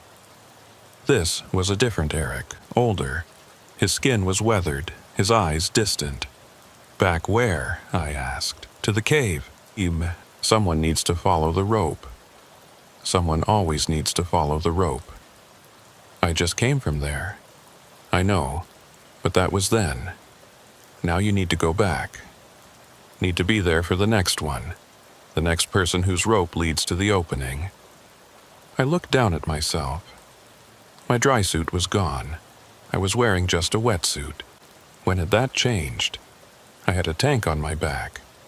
When had I put that on? I had a regulator in my hand. When had I picked that up? "Come on," Eric said. "The rope is waiting." He walked to the edge of the island and stepped off, disappearing into the black water without a splash. I followed. Under the surface, I could see the ropes again, hundreds of them, thousands. All different colors, different ages, all leading back toward a central point. I followed one. It didn't matter which one. They all went to the same place, back through the impossible opening, back into the cave, back to the chamber where I'd first found Eric. He was there, waiting, floating in the passage, his tanks empty, his eyes open, watching, waiting for the next diver to come through, the next person following their rope. I floated next to him and waited. They found my truck at the Coldwater Cave trailhead 3 days after I entered the water. They organized a search, sent divers down to look for me. They followed my guideline, found where I'd tied onto Daniel and Eric's rope, found where I'd squeezed through the crack, but they didn't find the chambers, didn't find the lights, didn't find the impossible opening to the ocean. They found a dead end, a collapsed passage with no way through. They searched for a week, then called it off. Another missing diver, another name added to the list of people who went into caves and never came out. They never found my body. But sometimes, divers in Coldwater Cave report strange things. Seeing an extra guideline that wasn't there before. Finding dive lights that are still on, even though they've been underwater for years. Following a rope that leads them to places that aren't on any map. And sometimes, in the deeper passages, they see a figure. Floating. Watching. Waiting. I don't know how long I've been here. Time doesn't work the same way in the cave. Sometimes I think it's been days. Sometimes I think it's been decades. But I know my purpose. I wait for the divers who follow their ropes too far. The ones who tie their lines to the wrong anchor point. The ones whose ropes merge with the old ropes, the forgotten ropes, the ropes that have been here forever. And when they come, I point them toward the opening, toward the impossible ocean, toward the island with the wrong sun, Because the ropes always lead there. Every rope, eventually. And everyone who follows a rope far enough will end up where I am. Waiting, pointing, guiding them home. Daniel Pearson still dives. I've heard that. He teaches cave diving now, trains new divers in proper technique, always emphasizes the importance of following your guideline, never cutting it, never leaving it. I wonder if he knows what he's teaching them. I wonder if he knows that every rope, if you follow it far enough, leads to the same place. I wonder if he'll come back someday, follow his own teaching, lay a rope into Coldwater Cave and follow it all the way to the end. And when he does, I'll be here, waiting, ready to show him what's beyond the opening, ready to take him home, because the rope doesn't lie, it never has. It's just been waiting for everyone to understand where it leads. And now you know too. So if you dive caves, if you follow guidelines into the dark, if you trust your rope to lead you safely home, remember this: every rope has two ends. You know where one end leads. But the other end leads here, to me, to the chamber, to the opening, to the island with the wrong sun. And I'll be waiting. I'm always waiting. The rope makes sure of that.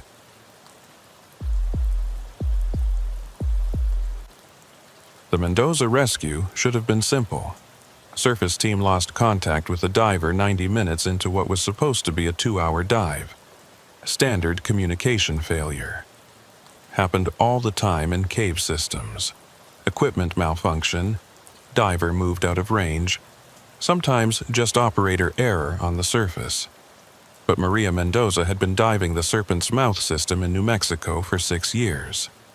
She knew that cave better than most people know their own homes, and she'd never missed a check-in before. I got the call at 4 a.m. on a Tuesday in October 2020. They wanted me on site by dawn.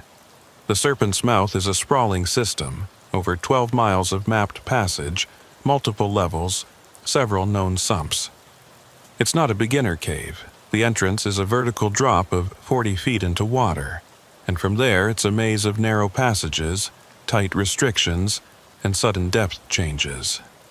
Maria had been exploring a section called the lower arteries, a network of passages at the 130-foot level that required technical mixed gas diving. When I arrived, the surface team was already set up.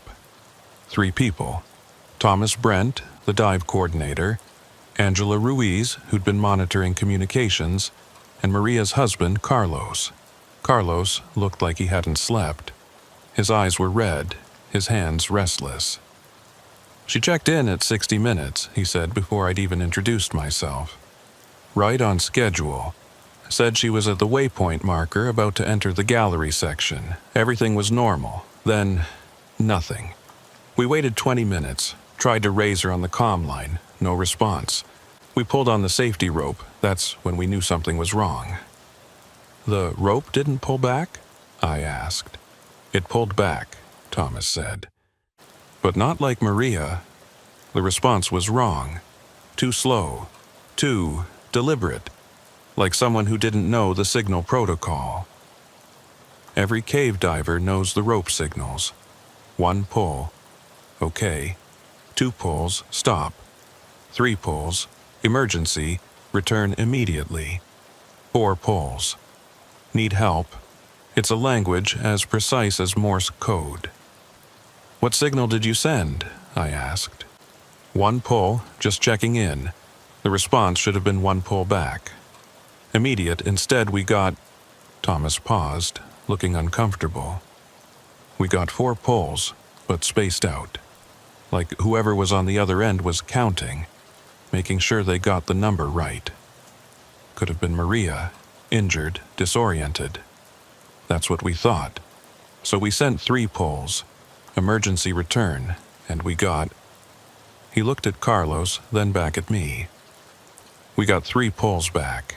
Exactly the same rhythm, like an echo, like someone mimicking the signal without understanding what it meant. I looked at the equipment spread out on the platform. Maria's backup gear, the commline reel, the depth charts. Everything was organized, professional. This wasn't amateur hour. How long ago was the last contact? Angela checked her log. 4 hours, 17 minutes. 4 hours on whatever air she had left.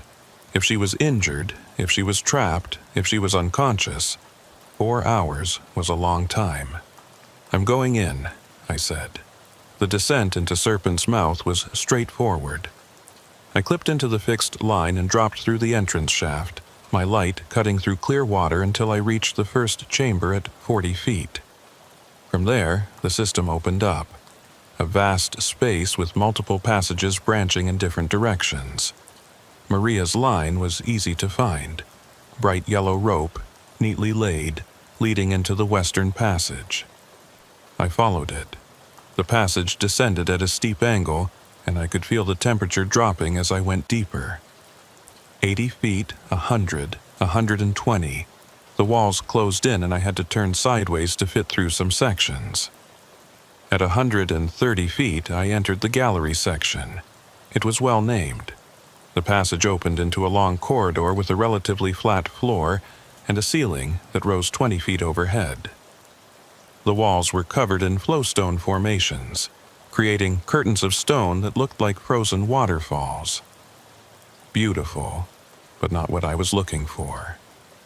Maria's guideline ran straight down the center of the gallery. I followed it, checking my air, my time, my depth, everything nominal. Halfway through the gallery, I found the first anomaly. The rope was tied to an anchor point, a secure bolt drilled into the rock, standard safety procedure. But there were 2 ropes tied to it. Maria's yellow line and another line. Older.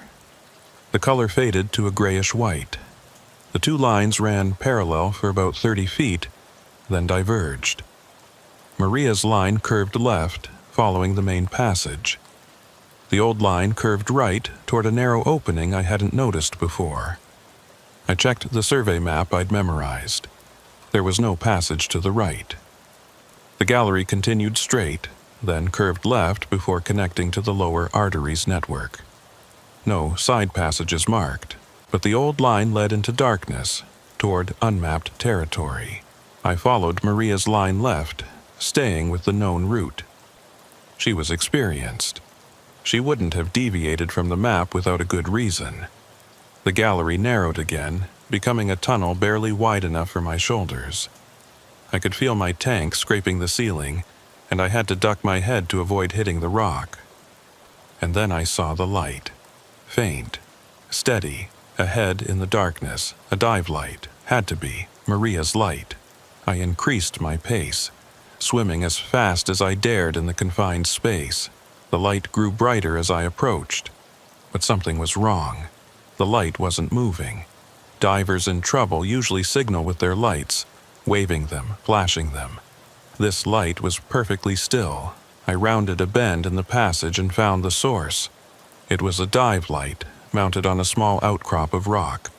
Positioned carefully, deliberately, the beam pointed back the way I'd come, down the passage toward the gallery. Like a marker, or a warning.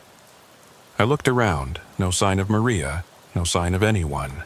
I checked the guideline. Maria's yellow rope ran past the light and continued deeper into the tunnel. I followed it. 20 feet further, I found another light. Same setup. Mounted on the wall, beam pointing backward, then another, and another. 5 lights total, each one spaced about 20 feet apart, each one pointing back toward the gallery. Like breadcrumbs, like someone marking the way out. But why would Maria need 5 lights to mark her exit route? She had a guideline. The rope would lead her back. That's what it was for, unless she thought the rope might lie. The tunnel ended abruptly at a wall of rock. Dead end. No way forward. But Maria's guideline didn't end. It ran straight into the wall, disappearing into a crack barely 3 inches wide, too small for a human, too small for a diver with a tank. I examined the crack. I could feel water flowing from it, a current pulling inward, and I could see the rope, Maria's yellow rope, feeding into the crack and vanishing into darkness beyond. Someone had tied the rope and fed it into that crack. Deliberately, recently, I pulled on the rope, gently, testing. It pulled back 4 pulls. Slow, deliberate, counted. I let go of the rope and backed away. Something on the other side of that wall was pulling the rope. Something that knew how to count to 4, but didn't know what 4 pulls meant. I needed to find another way to Maria. If she'd gone through that crack, which was impossible, then there had to be another entrance, another passage. I backtracked to the gallery and took the right-hand passage, the one with the old guideline, the one that wasn't on the map. The passage was tight. I had to remove my tank and push it ahead of me, squeezing through on my stomach. The old rope scraped against the wall as I followed it, and I could see marks in the limestone where other divers had come this way before. Years ago, maybe decades. The rock was worn smooth. After 30 feet of crawling, the passage opened into a chamber. And I found Maria Mendoza. She was sitting on the chamber floor, her back against the wall, her legs crossed. Her mask was on. Her regulator was in her mouth. Her hands were folded in her lap. Her eyes were open, staring at nothing. I checked her gauges. Empty. Both her primary and backup tanks had been breathed dry. I checked for bubbles. None. She was dead. Had been for hours. But as I reached for her shoulder to begin the recovery, her eyes shifted, focused on me. Her hand came up, slowly, pointing, not at me, past me, at the far wall of the chamber. I turned to look. The wall was covered in writing, scratched into the rock with a knife or a sharp tool. Hundreds of lines of text covering every square inch of available surface. I swam closer to read it. The first lines, near the top, were neat and controlled. Entry time, 0800. Depth, 130 feet. Proceeding to waypoint marker. All systems normal. Below that, waypoint reached. 0900. Found old guideline. Appears to lead to unmapped passage. Investigating, then 0915. Followed old line into side chamber. No one has been here in years. Formations intact. Beautiful. But something is wrong. The chamber feels wrong. The water feels wrong. Can't explain it. The writing got messier as it went down the wall. 0930. Found another chamber. Bigger. There's a rope here, same type as mine, same color. But it can't be my rope. I haven't laid rope this far. Have I? I don't remember. I don't remember laying this section. But it's my rope. My knots. My markers. Further down, 0945. Something is pulling the rope. From below. I can feel it. Steady pulls. Testing. Checking. I pulled back. Wrong signals. It doesn't know the signals. It's learning them. It's learning from me. Then, 1000. I tried to go back. Followed my guideline. But it doesn't lead back. It leads down. Down into passages I didn't enter. How can my own rope lie to me? How can the line I laid myself lead to places I've never been? The writing became frantic. The letters jagged and harsh. 1030. There are divers here. I can see their lights, but they're not moving right. They're not swimming right. They're just floating, watching. They don't respond to signals. They don't respond to anything. They just watch. And when I swim away, they follow, slowly, always the same distance behind. Further, 1100. The chamber is changing. I swear it's changing. The walls are different. The ceiling is higher or lower. I can't tell anymore. My computer says 130 feet, but it feels deeper. It feels like I'm being pressed, like the water's getting thicker, heavier. Near the bottom of the wall, 1130. Air getting low. Should surface. Should follow my line back. But which line is mine? There are so many lines now. They all look the same. They all have my markers, my knots. They're all mine? They're all mine, but they all lead different directions. Which one leads up? The final entry, scratched so deep the rock was gouged. 1145. The surface team is calling. I can hear them on the comm line, but their voices are wrong. They're not asking if I'm okay. They're just repeating what I say. Every word, exactly, like they're learning. Like something is using their voices to learn how to talk. I'm staying here. I'm not following any more ropes. I'm not going toward any more lights. I'm staying in this chamber. I'm writing this down so someone will know. So someone will understand. The cave is alive. It's learning. It's been learning from every diver who's ever come here. Every rope we've laid. Every signal we've sent. Every word we've spoken on the comm lines. It's learning how to be us. And when it's learned enough, it's going to come up. It's going to follow the ropes to the surface, and no one will know it's not us. I stared at the wall, at the words scratched in desperate haste by a woman who'd been dead for hours. I looked back at Maria. She was still pointing. Her arm hadn't moved. I followed the direction of her finger. There was another passage, in the far corner of the chamber. The old guideline led into it, and from that passage I could see lights. Multiple dive lights, moving slowly, coming closer. I counted them, 5 lights, 5 divers, but I was alone down here. The only rescue diver sent in. There shouldn't be 5 divers in this system. The lights came closer. I could start to make out shapes now, divers in full gear, swimming in perfect formation, moving with mechanical precision. As they entered the chamber, I could see their faces behind their masks. I recognized them. The first diver was Thomas Brent, the dive coordinator, the man who'd briefed me on the surface 2 hours ago. The second was Angela Ruiz, still holding her communication log.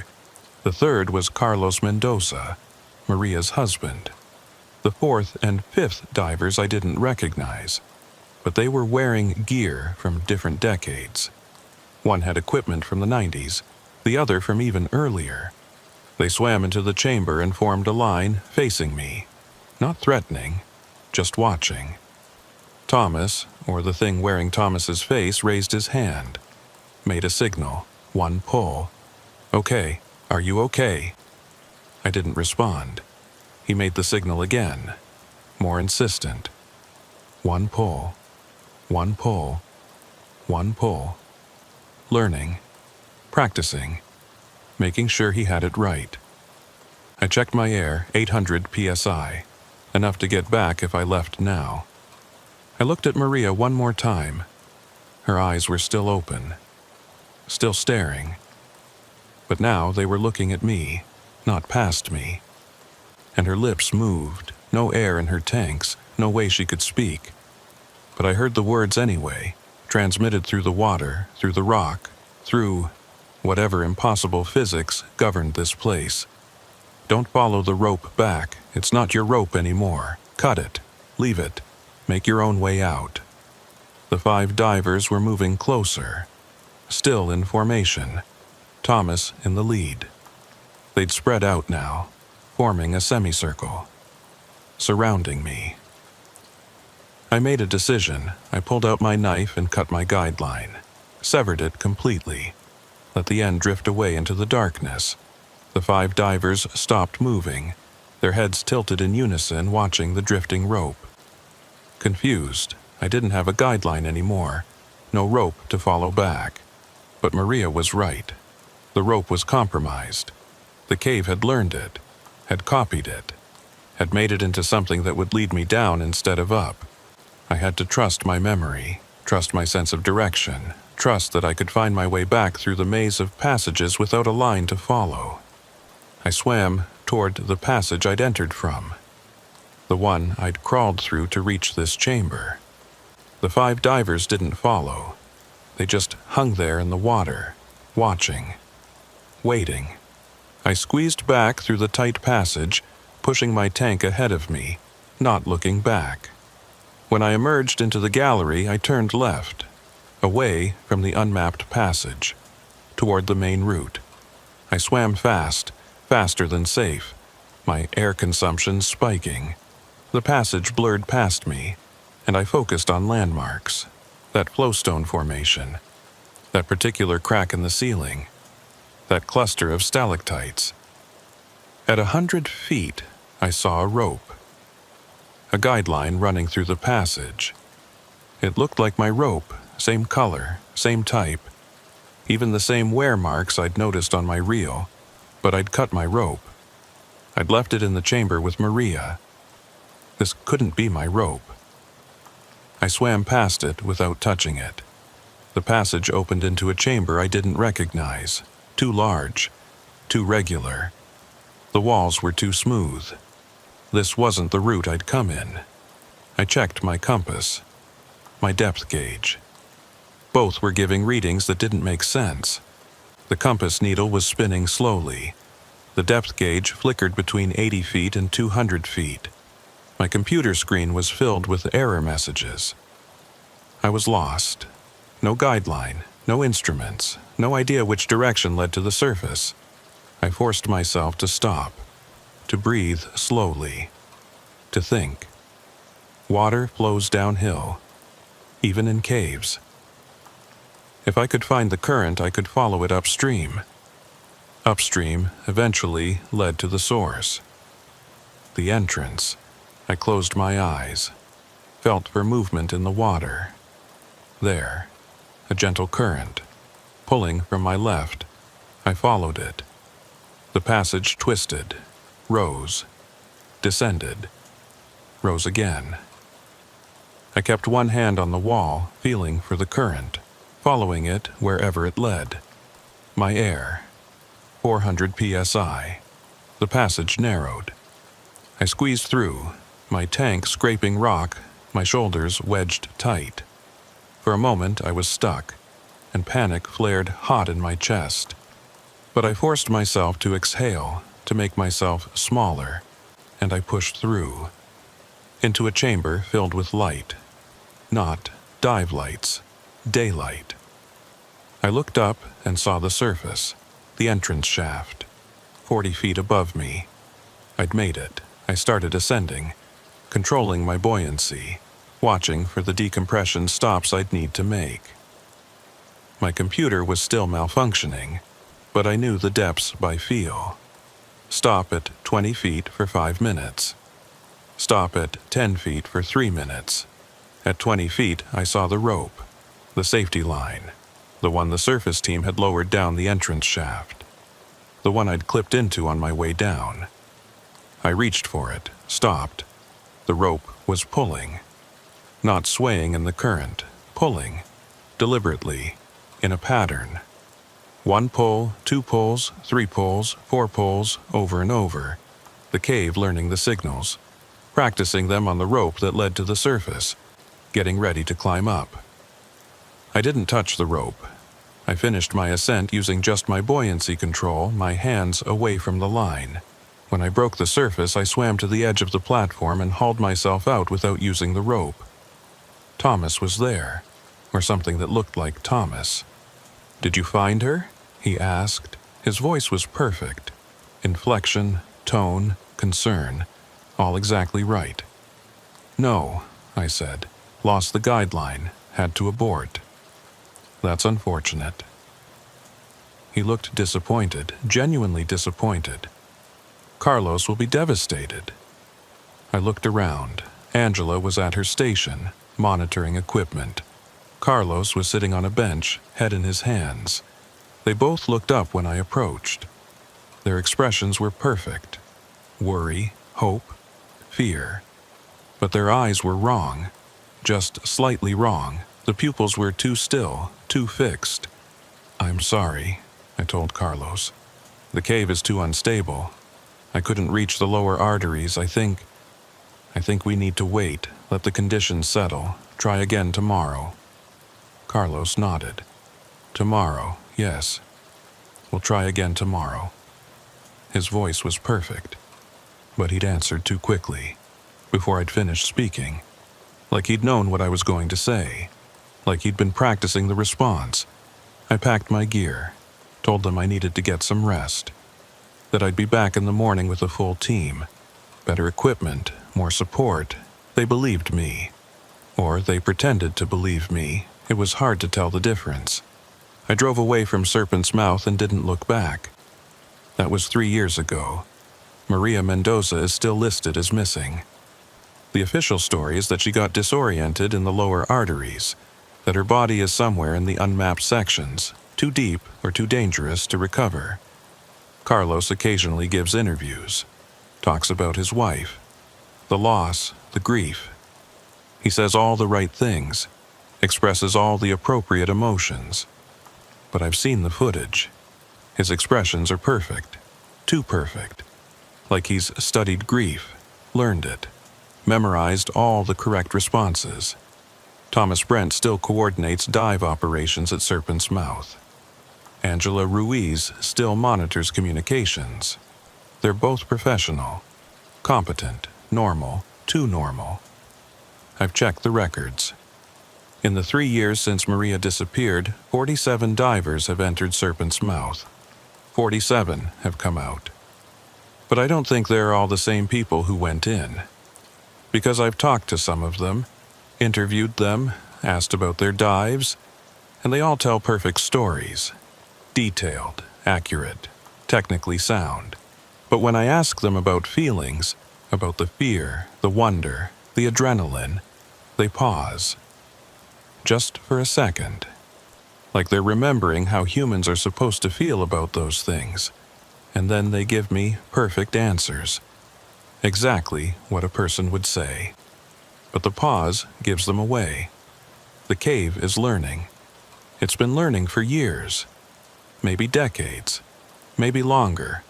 Every diver who's ever entered with a guideline.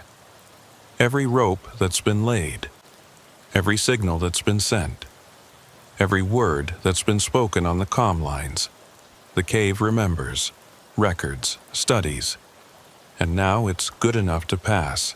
Good enough to come back up wearing our faces, using our names, living our lives. I don't dive anymore. Haven't touched my gear in 3 years. Because I know what's waiting down there. In the unmapped chambers. In the passages that change when you're not looking. In the darkness where the ropes lead to places they shouldn't. The cave is patient. It's been learning for so long that it knows how to wait. It knows that eventually every diver goes back into the water. It's just a matter of time. 2 weeks ago, I got a call.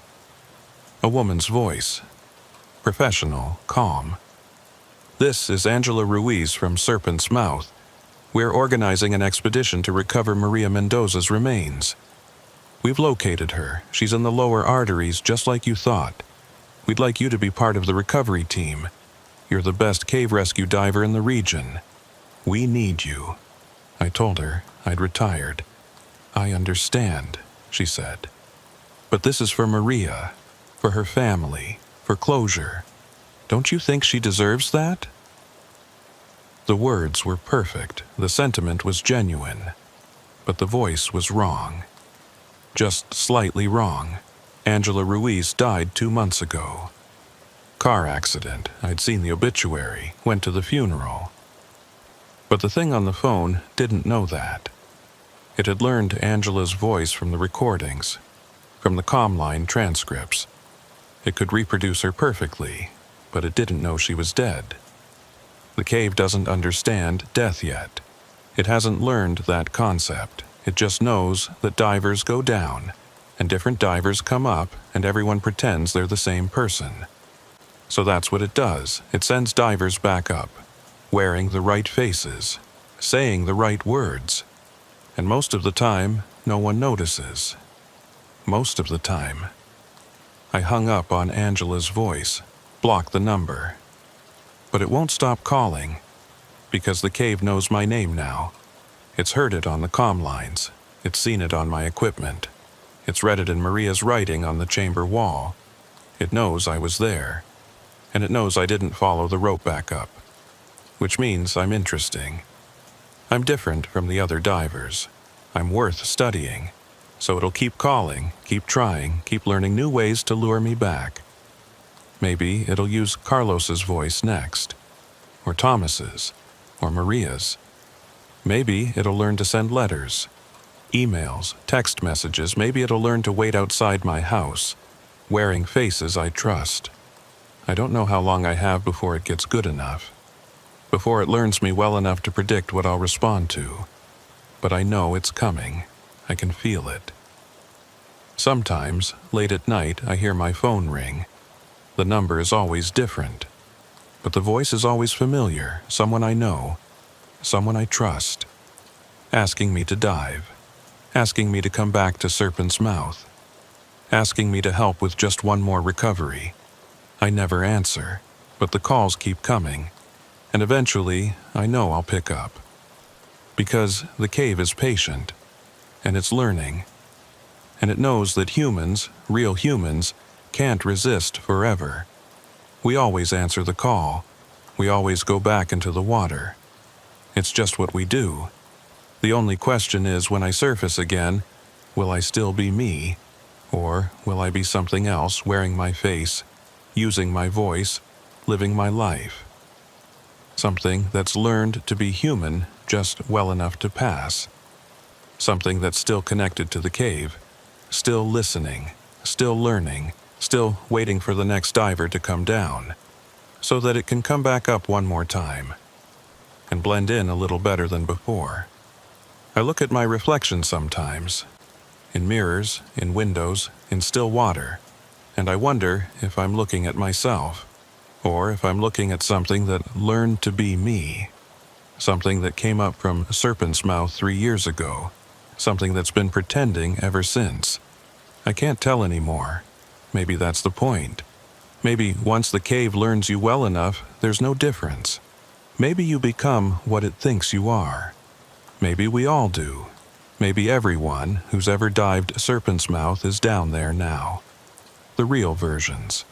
Sitting in chambers like Maria, writing warnings on walls, while the learned versions walk around on the surface, going to work, raising families, living sane. Perfect copies. Too perfect.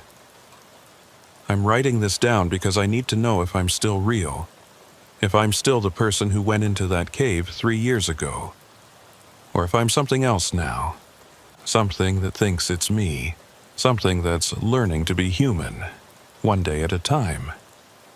If you're reading this, I have one question. Can you tell the difference? Can you look at someone and know if they're real, or if they're something that learned to be real? Because I can't. Not anymore. And I think that's what the cave wants. Not to replace us, just to make us uncertain, to make us question, to make us doubt, until we can't trust our own memories, our own thoughts, our own reflections, until we're not sure if we came up from the cave, or if we're still down there, writing warnings on walls, while something else lives our life. The phone is ringing again. I know the voice before I answer. It's my voice, calling from Serpent's Mouth, asking me to come dive, asking me to come home. And I think I'm going to answer this time, because I need to know. I need to see. I need to find out if I'm still down there, or if I ever left at all.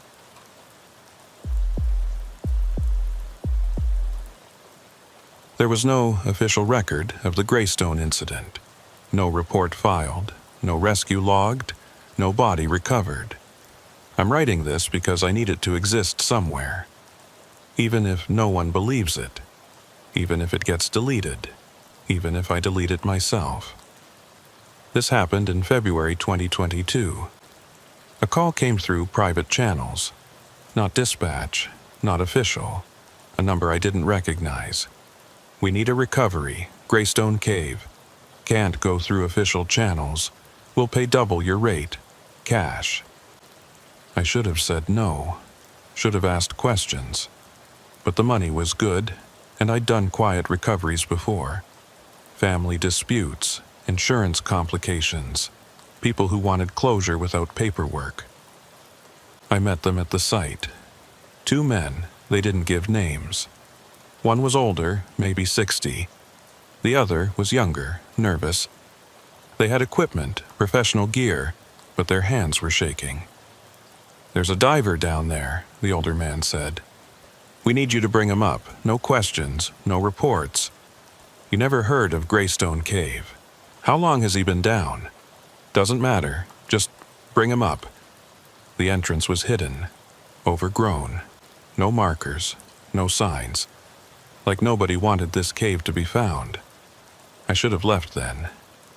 But I went in. The cave was wrong from the start. The water was too warm. The rock was too smooth. And there was a smell. Not sulfur, not decay. Something else. Something alive. I found the diver at 80 feet, sitting upright, eyes open, hands folded, just like all the others. But when I got close, I saw his name tag. My name. My exact name. My equipment serial numbers. And I realized I was looking at myself. The figure smiled, raised one hand, pointed up. I surfaced, fast, too fast. Didn't care about decompression. Didn't care about anything except getting out. The 2 men were gone. Their truck was gone. No tire tracks, no footprints. Like they'd never been there. I checked my dive log. No record of the dive. My tank pressure was the same as when I'd started. Like I'd never gone down. But I had gone down. I'd seen myself. I'd seen my own body at 80 feet. Which means either I died down there and came back up, or I'm still down there. And what came up isn't me. I've stopped diving, stopped taking calls, stopped leaving my house, because I need to figure out which one I am. The one who's sitting here writing this. Or the one who's sitting at 80 feet in Greystone Cave. Waiting. Smiling. Pointing up at the surface. Sometimes I feel myself pointing. My hand rises on its own, aims at the ceiling, at the sky, like I'm trying to tell someone something, like I'm trying to signal, but I don't know what the signal means. I don't know if I'm the one sending it or if I'm the one receiving it. Last week, I got another call, same unknown number. "We need a recovery. Greystone Cave." The voice was mine. I hung up. But the phone keeps ringing, and I know that eventually I'll answer. I'll go back to Greystone, I'll descend to 80 feet, and I'll meet myself again, and one of us will come back up. But I don't know which one, and I don't think it matters anymore. Because at 80 feet in Greystone Cave, there are dozens of divers sitting in a circle. All of them have my face. All of them are pointing up. And every time someone answers the call, another one joins the circle. Another me, another copy, another iteration. The cave keeps calling, and we keep answering, and we keep coming back up. One by one, filling the world, until there are no originals left, just copies of copies. All of us pointing, all of us waiting, all of us wondering which one is real. I check my reflection every morning, count my fingers, check my memories, look for signs. But I can't tell anymore. Can't tell if I'm the original, or if I'm the one from Greystone, or if there's any difference. Maybe that's the point. Maybe the cave doesn't care which one is real. It just needs us to keep diving, keep answering, keep coming back, until there are enough of us, until we're everywhere, and nobody remembers what the original looked like. I'm writing this down so I'll remember. So I'll know. But when I read it back, the words look wrong. Like someone else wrote them. Like I'm reading instructions. A script. Something I'm supposed to follow. The phone is ringing.